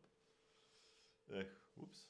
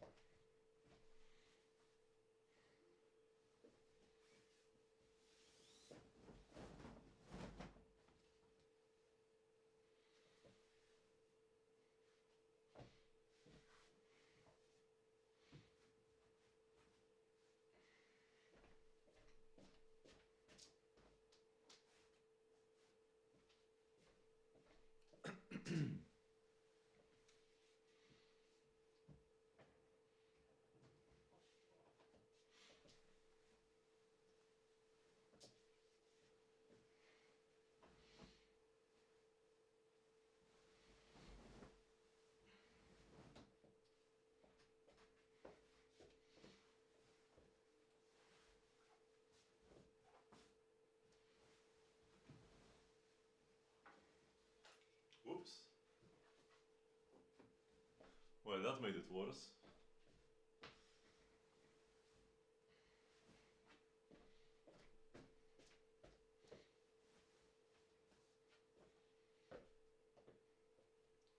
Okay, we'll also tuck him in.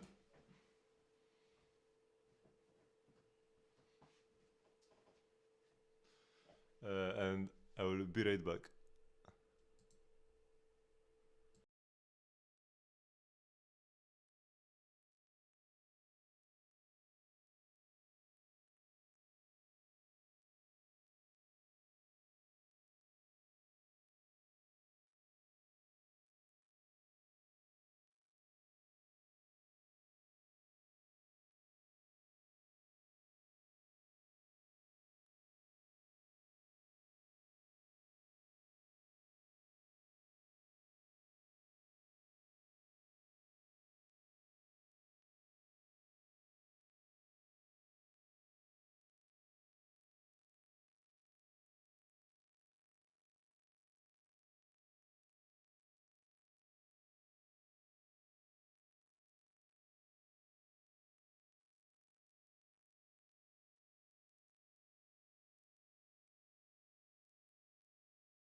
Okay.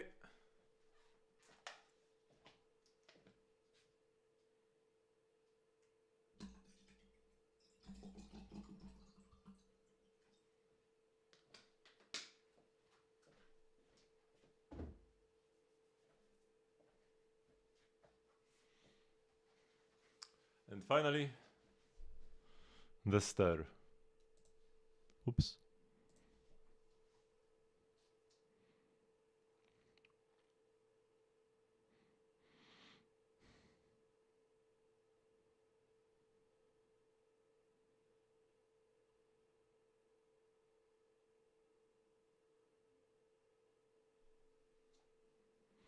What the hydrated redeem? I drink all the time anyways.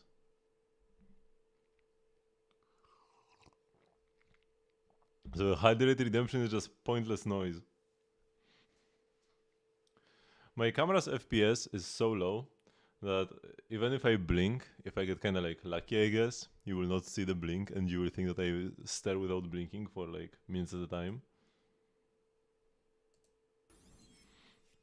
I squat and stare all the time anyways. I don't start squatting on stream out of my own volition. It's only when you do the redemptions. Okay, we'll do the Shiguin one as well. At the end of every session we do Shiguin. Yeah, but only when you redeem. I drink water without your redemptions.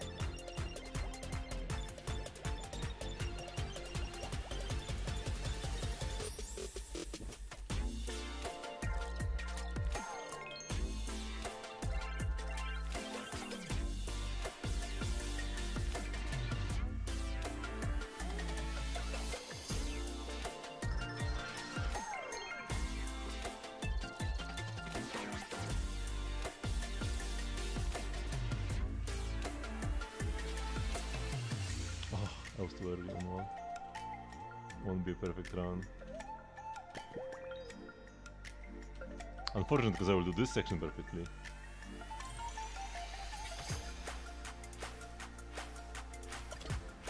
Okay, now. Okay, this was not perfect. But I survived.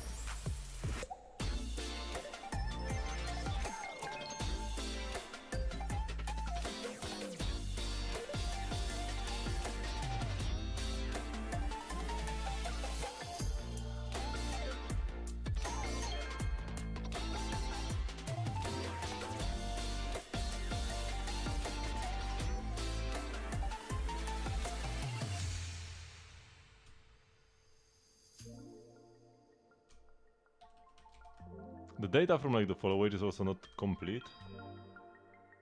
Actually no, follow age might be right. Watch time is not complete. For sure.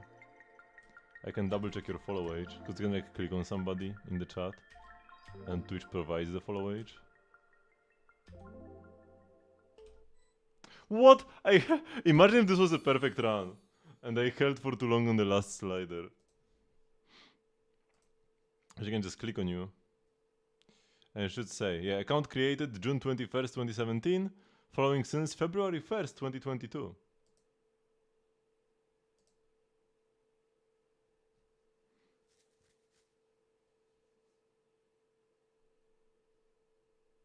Wait, you typed your... What? Did you type it on some other streamer's chat and then copied it here or what? But yeah, there is watch time as well. But watch time only works since I made the since I added the Streamlabs bot to the channel, and I will remove the Streamlabs or the Stream Elements Streamlabs. Yeah, I will remove the Streamlabs bot eventually, and make my own bot hopefully or something like that. Good to know your bot is still working.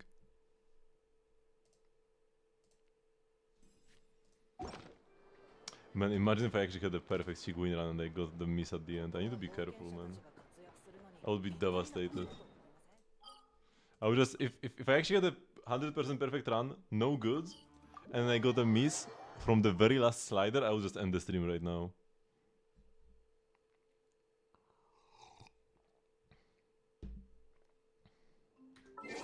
No, actually, what if that's the danger? You know what I should do here as well? Where is the like music change thingy?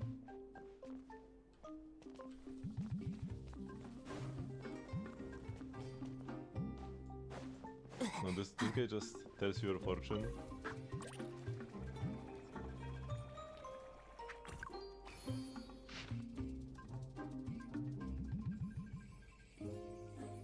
Huh? Barbie's gotten old, letting her emotions get in the way of proper writing. Not so I. As the first mayor, I requested Alice to help me settle various trifling matters in Snezhnaya. In exchange, she asked that I pen a passage in here. I don't believe in any world after death, so we must live our best while we still draw breath. As such, I do not think you will read a word I write here. I write to myself alone. Neither of us had ever any magic or combat training. We are simply ordinary. As such, we might be able to come to an understanding, though I believe otherwise. Alice was too good to you. Back in the day, she dragged me through waterways, blowing furnaces up, catching a cat within a domain. The process was complicated and far from straightforward, but in any case, it was meant to protect the people around us. You might have wondered, is this the price of getting along with this gaggle of mad women? I doubt you would agree with that assessment, nor would I. Those were, after all, the most precious days of our time together, were they not? Does she want to, like, swear here?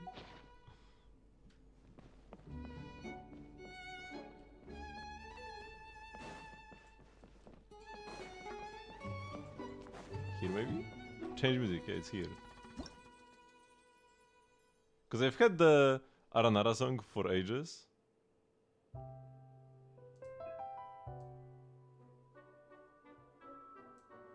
And I might change this to the Hex and Circle one.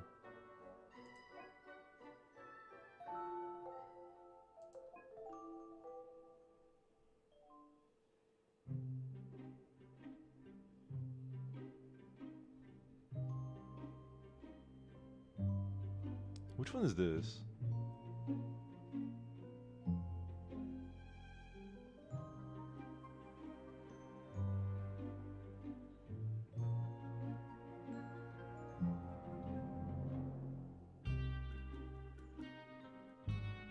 Oh, from the prison.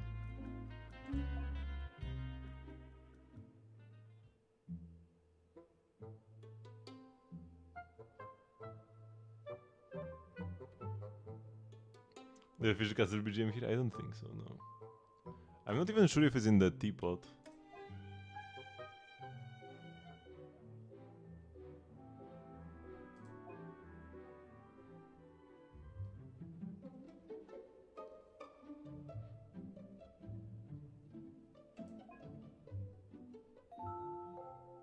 Or I might do Surging Reminiscence, this is actually kinda cool. Because the issue with this... I like the... Tegel shaft of the Hexen Circle.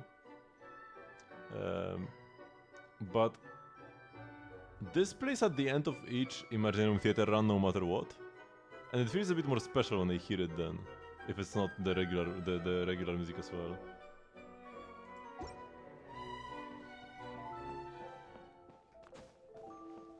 That's a bit more chill. So what was I supposed to do? Oh yeah, one thing I want to see, actually. Check if somebody has used my supports, just out of curiosity. 2 people. Despawn and Kasumi. Sure. But yeah, I didn't have this set up day one. If you actually want people to use your characters, you have to set this up like the day before theater goes live. Wait, what was that exclamation mark? Oh, the rewards. Yeah, I don't know the rewards. Because the rewards is a... One of the rewards is a transient resin. And I don't do it to expire before the next Stygian Onslaught comes live. Which will be in 2 weeks. Okay, so... Yelan is doable out of these characters. Because you need to level 90. But yeah, my Yelan, I didn't have the DPS. I think I already done phase 1. But in phase 2...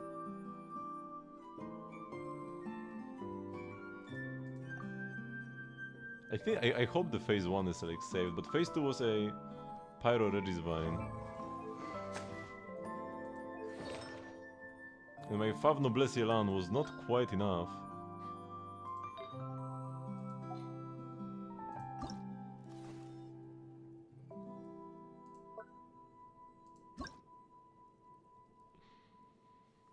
Is Alice's or Anbi's M1 better? Probably Alice's, cause like, wait, I'm not sure exactly which one, whether M1 or M2 was the better one. But I know that Alice M2 with Jane M2 is still like the best combo in the game for the cost. And like by far. The improvement from the Mindscape is absolutely crazy.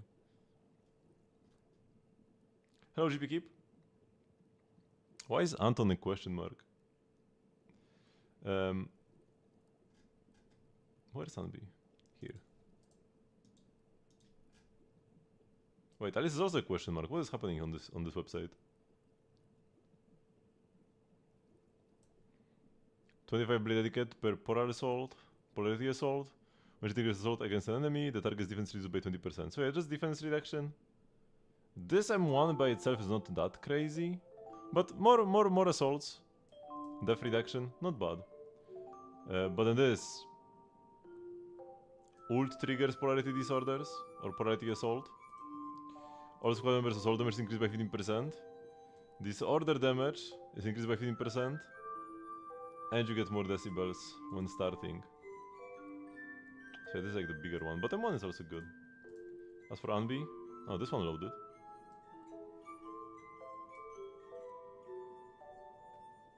When you get expert to hit an enemy, it triggers the additional damage from White Thunder 3 times. That's pretty good. That's like that's pretty much getting an additional zoom whenever you hold a react special. And 12 crit rate. Important if you pull this, remember for the build.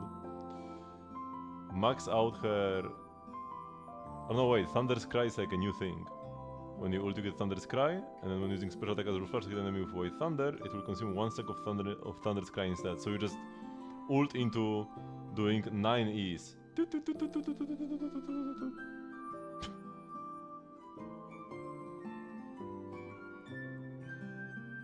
And you get an additional buff when you activated the potential, where it's even faster. Doesn't guaranteed correct. Yeah, but like, I'm pretty sure this is a one-time thing, like, ever. So like, cause this is a new banner type. This is a new special rerun only banner with a separate PT to the general, to the main banner. So don't just pull here because it's like, oh, first is guaranteed.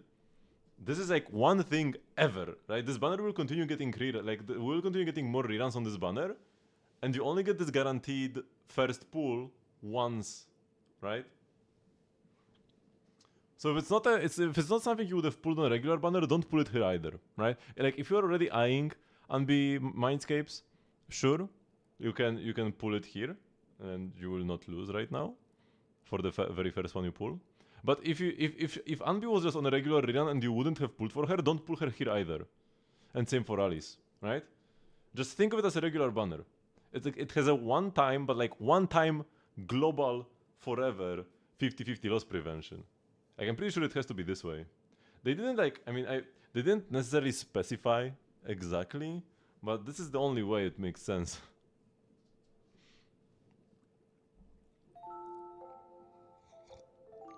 Once the banner actually comes out, we can read all the details, but I'm like 90% sure this guarantee is once forever. Because then, imagine somebody pulled once, got the guarantee, pulled the second time, lost 50-50, and then stopped pulling, right? Then he would have the guarantee for the next banner, but like if everybody got a guarantee reset, this would be like a wasted guarantee. So I think it's just gonna be one forever. Hello, GP Keep.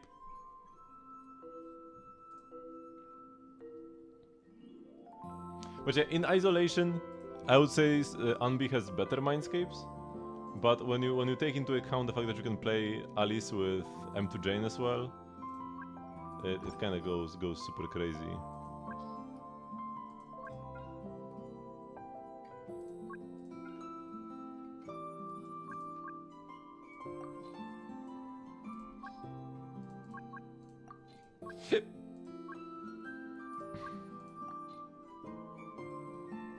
And yes, having it for an agent that you would have pulled anyways is probably better.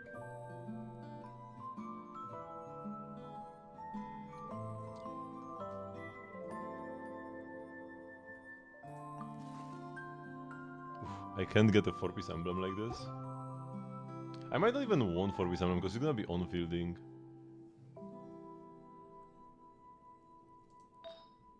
I could go like equip anything, but the issue is that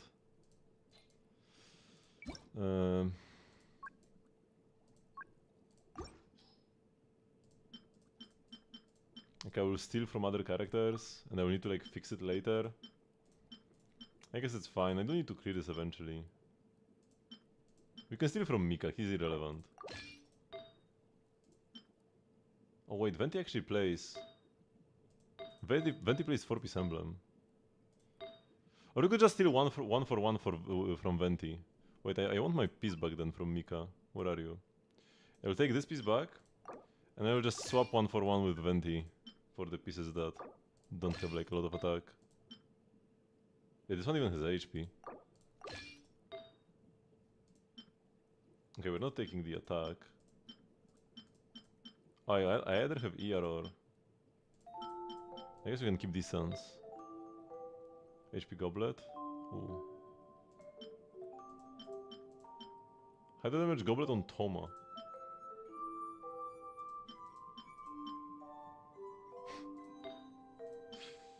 Okay, this hat is free for the taking.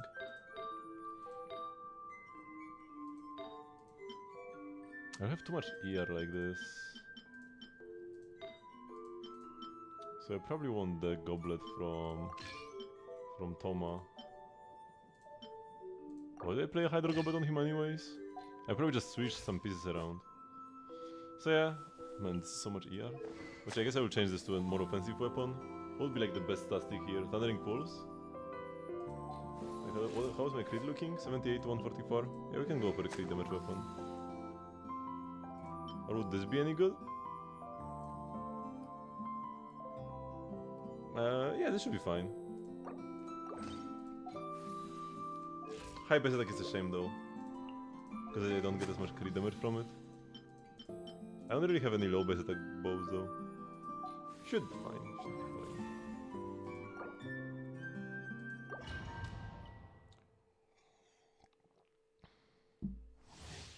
Actually, we only need to fight against the thingy here.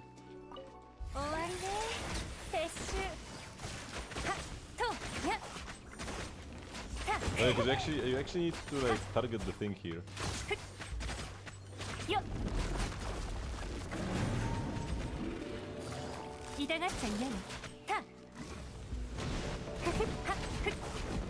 Oh no, I don't have enough ER.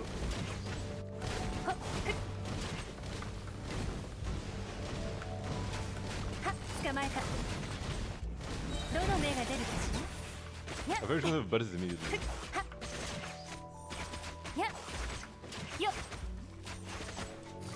I should be saving the skill for when the slimes come up. But maybe we'll hit enough damage?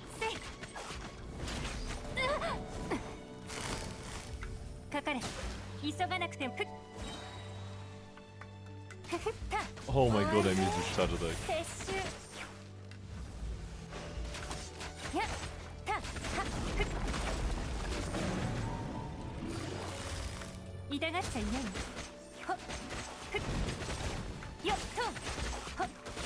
If I had my birds up right now, I would finish it off, but I don't. No! One energy.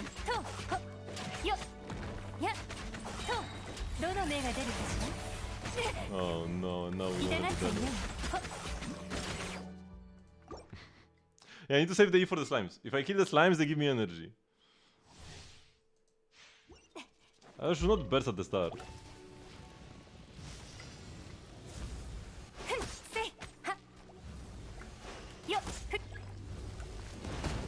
Ouch. Chill. いい度胸ね。終わりね。撤収。捕まえた。せいた。よっ。ほっ。 Yeah, now I have an actual DPS window. た。ふっ。かかれ。や。は。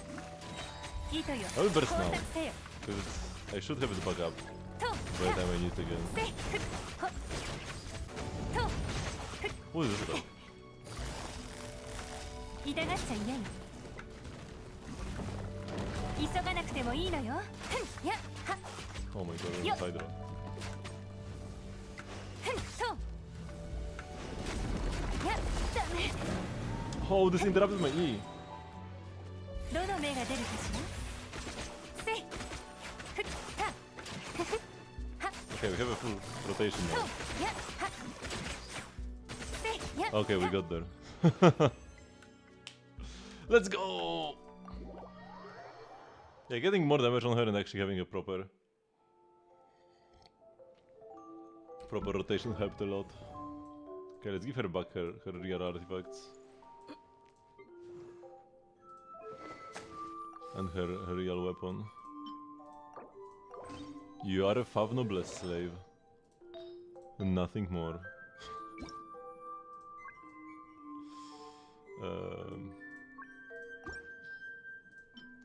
They were switching with Venti whenever we can. Here I had an HP piece anyways, here I stay with the offset. And finally here, I think this is what I played. 55 to 149? Or they have a crit rate HUD? But I didn't swap with anybody, the HUD was free, so it must have been the crit damage one. Kinda bad. But whatever, I don't really play Yelan much anyways. Deco is quite nice, but it doesn't... The echo goes away when you E, which is kinda like the main way you on-field her. Quite a bit of a shame.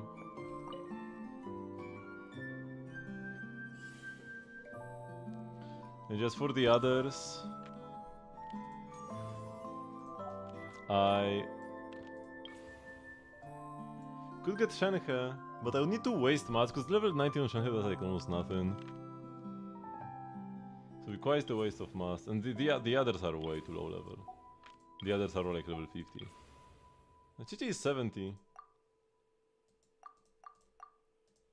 Chichi has one of the loveliest echoes. Can I see like the preview? Oh, here. Yeah, the fact that it doesn't like it's not just like a smell that comes of from her because she hasn't washed in like 3 weeks.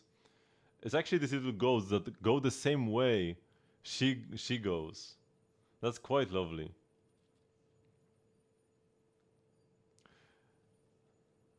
Imagine if she gets buffed and she's actually good. I doubt she would ever, but maybe like if she got like crazy buffed. And then had a special like Adeptus tag, then she could be a decent sustain for Adeptal teams. Like Albedo is good now. And he was kind of garbage before. But he was never as bad as Chichi. Nobody was ever as bad as Chichi. She is her own, like, tier of terrible. Nobody else comes close. Which is unfortunate, because she's a lovely character.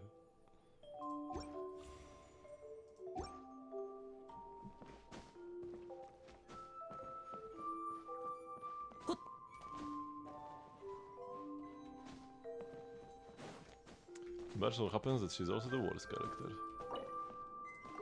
I mean, somebody had to be the worst, but you don't have to be the worst by such a big margin, right?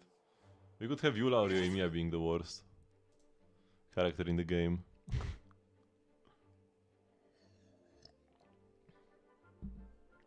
And they aren't as bad. They can do something at least. Sometimes. Something sometimes. Let's do Genshin though. Yo yo. Yo yo. In Japanese there is like no A here, so it's just yo yo. Way above 3.4. I always go with Mavuika when I just get something vague like this. Oh, it's actually not LAN. Chaska.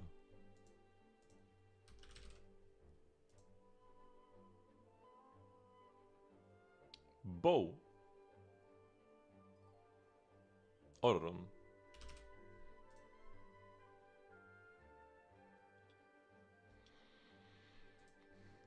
I can do it? No, I can't. I can do it? No, it's fine. I can definitely do it, right? Wait, Dekiru, dekinai. Dekiru, dekinai. I know this line. Is it Sayu? No.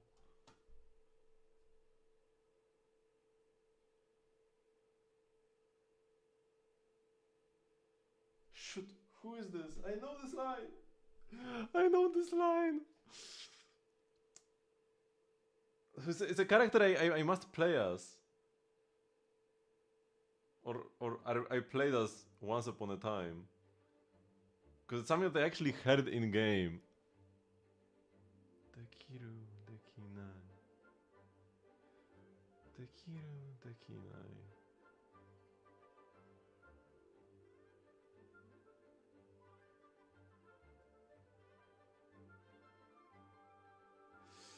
Oh my god.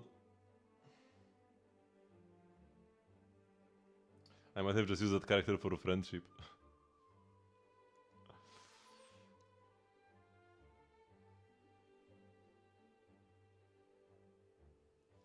Is it like Varesa?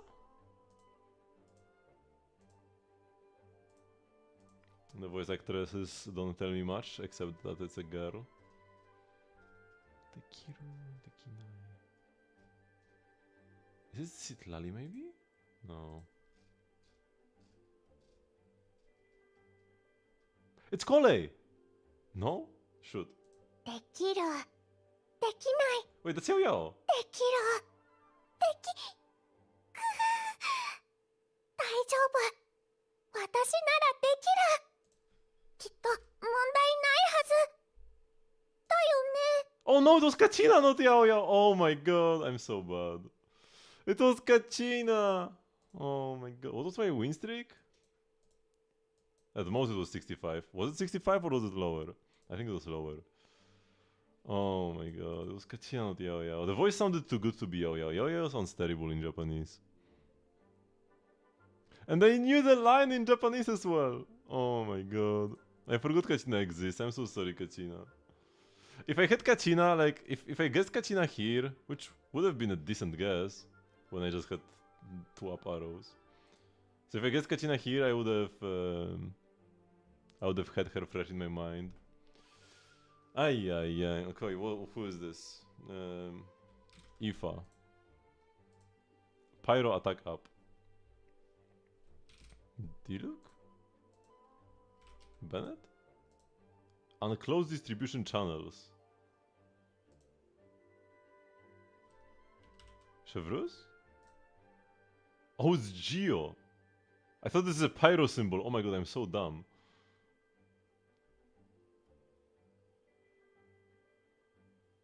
So is this like Ningguang? Am I losing another streak today? This one is only 19. I think it's Ningguang. No, it was Navia! Yeah, I also even played Kachina. I knew the line. I could hear it in my head. And yet I guessed wrong. And I lost here as well. I reset my streak on 2 different ones. At least normal mode lives on. This is the highest one, 178. Ability was only 19. Candies. Dihya. What was my streak on emojis? 96. Okay, so this is my highest. My 2 highest Genshin streaks, they are still here. They prevail.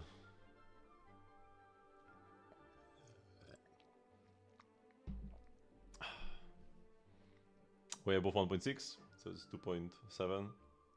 Or no, 2.6 I think is also valid. Let's go like Hyacinth. Below 3.3 and not from Amphorius. So it's either Sunday or Herta. But this math probably is Herta.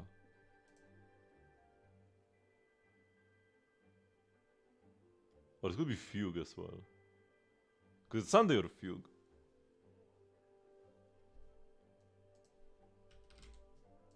It was Sunday, okay. Have I ever played Navia? Yeah. I've played every character in the game. Maybe not some of the 4 stars. But even then, every single 4 star I at the very least used for dailies. So even though like Gaming is level 40 or something, I still played him a tiny bit.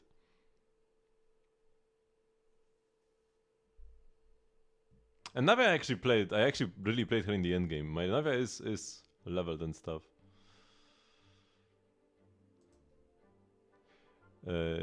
He's just like me, there's a hole in his heart. No matter what he does to fill it, the hole remains. The harder he tries, the more exhausted he becomes. I think this is like an About Sunday voice line. I'm pretty sure this is an About Sunday voice line.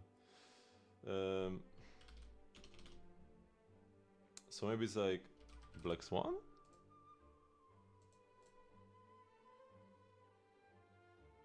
Or it could be About Aventuring. And then it would be Jade, About Aventuring. No. Amalie, oh that's Jingliu. About who though? Whatever. Probably about Inhibitor. Or about Luocha. It's about Luocha. Yeah. It's Jingliu about Luocha. I knew it's about a male character. Or, I mean, it's a he. Of course it is about a male character. I didn't even think about the he though. I thought about the hole in the heart. Okay, whatever. What is this? I have no idea. Sushang. Guinaifen. I'm just like, taking random guesses. Like, what even is this? Hook. Roaring Thunderclap. Serval? Oh, it was Serval. Okay. Gun. It's never Boothill. Oh, it was Boothill! Let's go. Only 13 streak on daily emojis.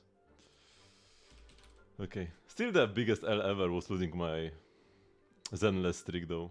To a blunder as well. So it's a physical character. Nothing else in common. So it could be Billy. Easy clap. Billy and Nekomata, the only difference between them, they have like all of this the same, these 4, but their material is different. Neko uses the helmet, and Billy uses this arm.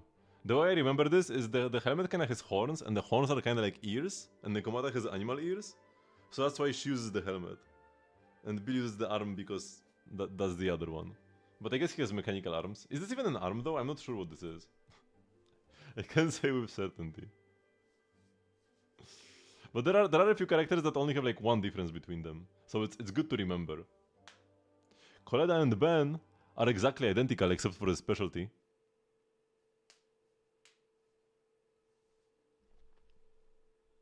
And I think Trigger and 4-star Anbi are the same except for the faction? And Matt maybe as well actually.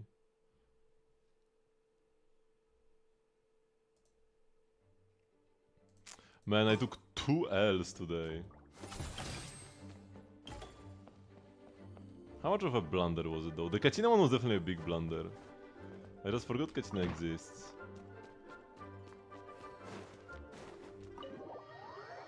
And the other one was... The other blunder was... the Navia ability. I'm not sure why I thought it's a pyro symbol. When I only saw like a corner of it, I thought it's pyro, and then I started guessing pyro characters, and I only noticed it's not Geo. Or I only noticed it's Geo when the full image showed up with the color. And I'm like, whoopsie. It was Geo the whole time, and they could have seen it clear as day. And Navia would be my next guest after Ningguang. But the distribution channels, that's like... First thing you think is like Ningguang, no?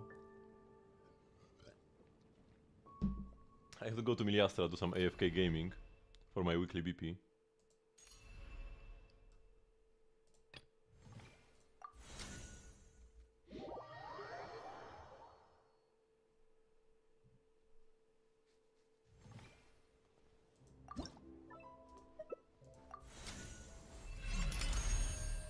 Because we need 15 games in a week. I'm not sure how many I'm at, but I did actually play some real games. But yeah, like because of the event that we had, like the login thingy for the 10 pool, I kind of developed a habit of doing 2 games per day, because that was one of the daily tasks there that you needed to do if you wanted to complete the event. And I feel like this is actually a fairly nice habit to have. Just every day log into Miliastra, do 2 AFK games. Across 7 days, if I actually were to do it every day without forgetting a single time, it would be 14 games, so just like 1 extra for the 15 games per week.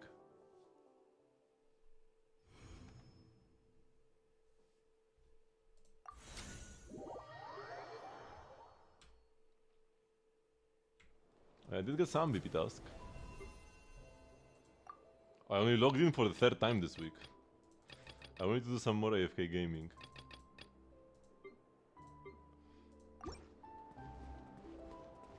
But yeah, I will at the very least play on Sunday as well.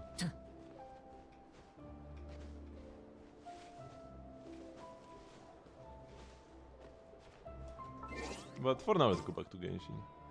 We can do more AFK gaming on Sunday.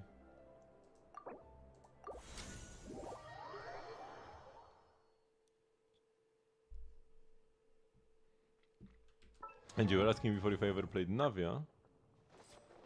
I mean, she's one of the characters I invested into like the least, because I didn't get like the Sig or any cons, or didn't even farm her artifact set all that much. So I had her on Golden Troop last time I played her for something. Which I used to play like some 2-piece. Then I switched to Golden Troop eventually. And her skill is crowned. I didn't even remember that it was. But yeah, see, I'm a big Navia fan. 8 and 8. What? I'm surprised myself. I wonder what other crowned characters I have that I don't even use. I don't tend to really use Chaska much in combat. She's mostly for overworld. Chiori is fine, Varesa is fine, so is Wanderer, the triple crown. I don't use him all that much, because he kinda got giga power crept, but I did use him quite a bit, and I do have even cons on him. Venti I want to like triple crown at this point, maybe even. I could triple crown in Efa just for the like, for the vibes. Crowns on the Archons make sense. Nuvilet has a triple. Oh, I haven't double crowned Durin yet. I can craft 3 books. If I get two dupes, we could crown him. I should try. Arlecchino has 1. Diha has 2 crowns. Yuemiya has 3. Klee has 3. Sayu has 2. 3 crowns for Official. 2 crowns for Bennett. These get leveled up automatically. I did not crown my mannequins. Shivan has a crown, that makes sense. Itto has a crown. And then 2 level 9s. Albert is in a dumpster, unfortunately. Double crown for Zhongli. I don't think I crowned any Traveler's abilities. Double crown for Skerg, this one took a while. No crowns for Escoffier. That's actually surprising. I probably should crown her. 1 crown for Citlali. What? Oh yeah, because I had the books, like I had a ton of books. The Philosophies of Kindling, I just craftable amount 35, right? So I saw all the books and I was like, yeah, sure, might as well. I mean, I never really played Albedo. By the time I pulled Albedo was the last character I got to like have every character. He was the last character I was missing. And I pulled him on the Chronicled Mondstadt banner, the first one. The first Chronicled Wish. And by then he was useless. I already had Chiori by the time I pulled Albedo.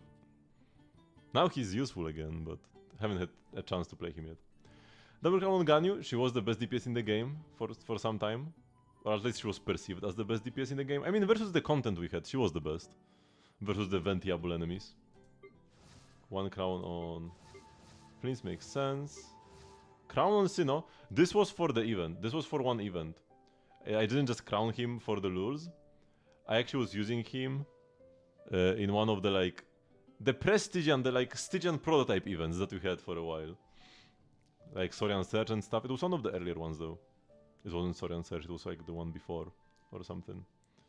And I actually did clear using him, so this was worth it. I'm pretty sure I also crowned Yaya for that very same event. Raiden was an Archon, so yeah, she had a crown. Kinich, I used him a lot in Stygian.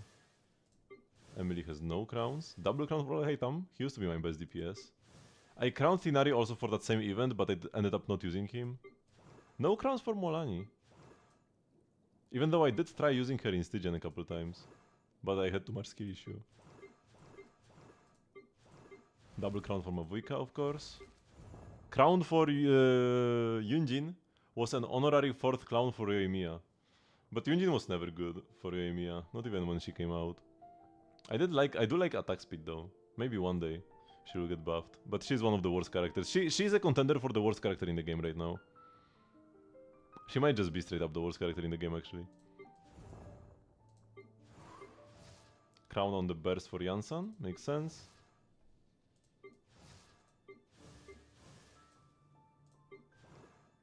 These talents have like no levels at all.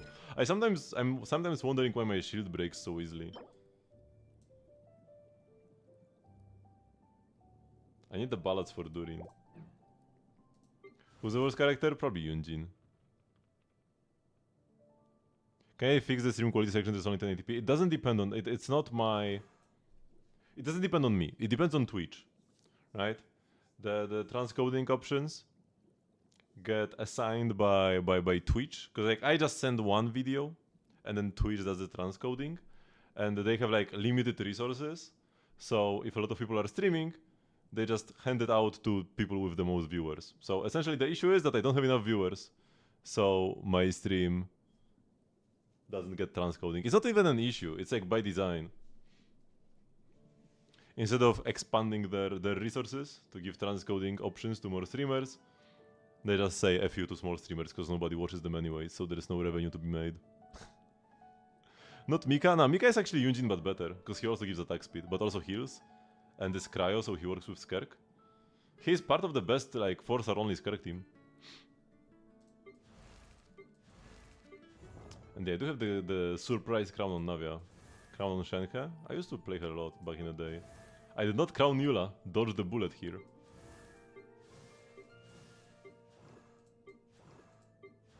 And yeah, by now these characters... Oh, I have a crown on Faruzan. On Faruzan's burst. I don't say that it's unlikely anybody here will be crowned. Okay, but at this point the characters are not even Ascension 6, so they cannot be crowned physically.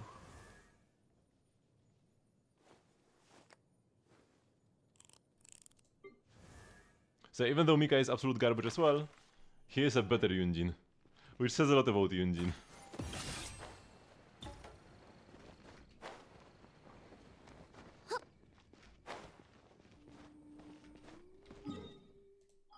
He's not like strictly better than Yunjin, but at least Mika has use cases, right? As an Escoffier replacement in Skirk teams. Yunjin is never optimal to play. Even if you don't own any characters, if you only own the standard characters, Like if you only own Amberly Sakaya and then like Xiangling Noel, Kachina Kole, like all the free ones, you would never play Yunjin. Because she's worse than anybody of these and doesn't even synergize with them. You never use Mika? What does he do? He gives attack speed and physical damage buffs, like physical crit damage. I couldn't even hear the answer. Oh.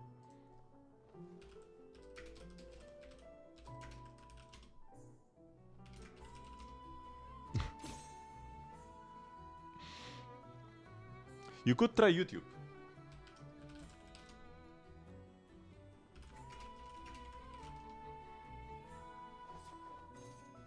On YouTube there should be options.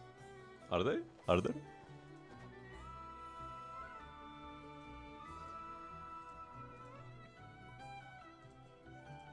Yeah, on YouTube you can go all the way down to 144p.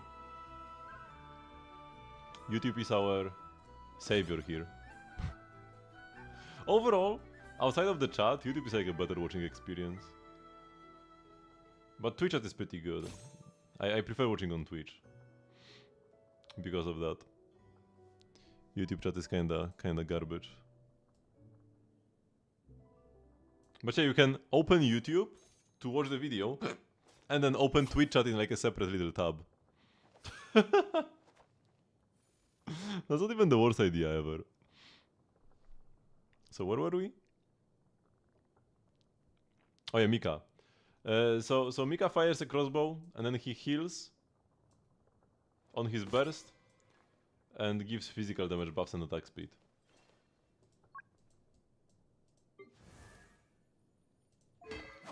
There are some extensions to have the 70 modes on YouTube, but I'm not even sure if they work properly.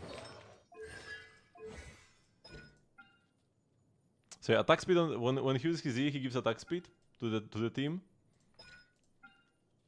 On his burst, he heals, and the healing is even like not that bad. And then increases physical damage by 10% per stack. You can have 3 stacks, but you can get more with cons. So with cons, he gives like 40 or 50 physical damage bonus. Oh yeah, because this gives +1 stack. So this is 40% with this, and then with cons.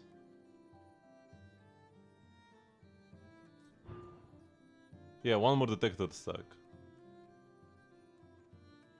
I think this can increase the cap, or does it not?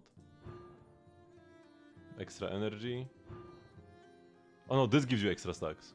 So yeah, at C6, he gives up to 25% attack speed, I think. 50% physical damage bonus. 60% physical crit damage. And he heals.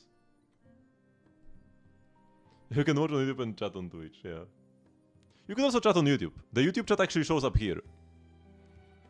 You will just have to like read this chat instead of reading the chat on your own chat, which is kind of annoying, I guess. But if you only have one window available, YouTube chat will show up on my stream. Or at least it should. I'm not sure if it will, but it should, because nobody chats there, so I don't have many chances to actually see it in action. But yeah, I usually get transcoding options. You know what might be the reason why I'm not getting any now? Games Done Quick is currently happening. So a lot of people are watching. Like Twitch has more traffic now than it usually would. Because there is one big stream happening. 24/7. For a week. And like sometimes even on regular days I will just get unlucky and not have transcoding. It also depends on my recent stream performance, although I feel like it wasn't that bad. I have had worse periods. Yeah, I have like 6 viewers now, and I rarely have less than like 5. Okay. But even though Ahmed Ben just managed to find a solution to watch my stream, he won't be able to use it for long. Because this will be the end of the stream for today. I do, however, stream every single day at 8 PM CET, which is 3 hours before now. You can join the Discord server to get stream notifications and the like. And yeah, tomorrow we're playing Zenless, and I will actually change my schedule. Let's do it now because I will forget later. I will change my schedule so that I do Star Rail on Saturday and then Genshin will be on Sunday. I need to fit in more Star Rail streams. Because I need to play more. I only have a month to do all like the activities in Currency Wars. And one Currency Wars run takes 2 hours for me. So I can do like 1 or maybe 2 on like a weekend stream if I want to stream a bit longer. So yeah, I need a lot of Star Rail streams if I want to get all the thingies, because I need at the very minimum like probably 20 runs to clear everything.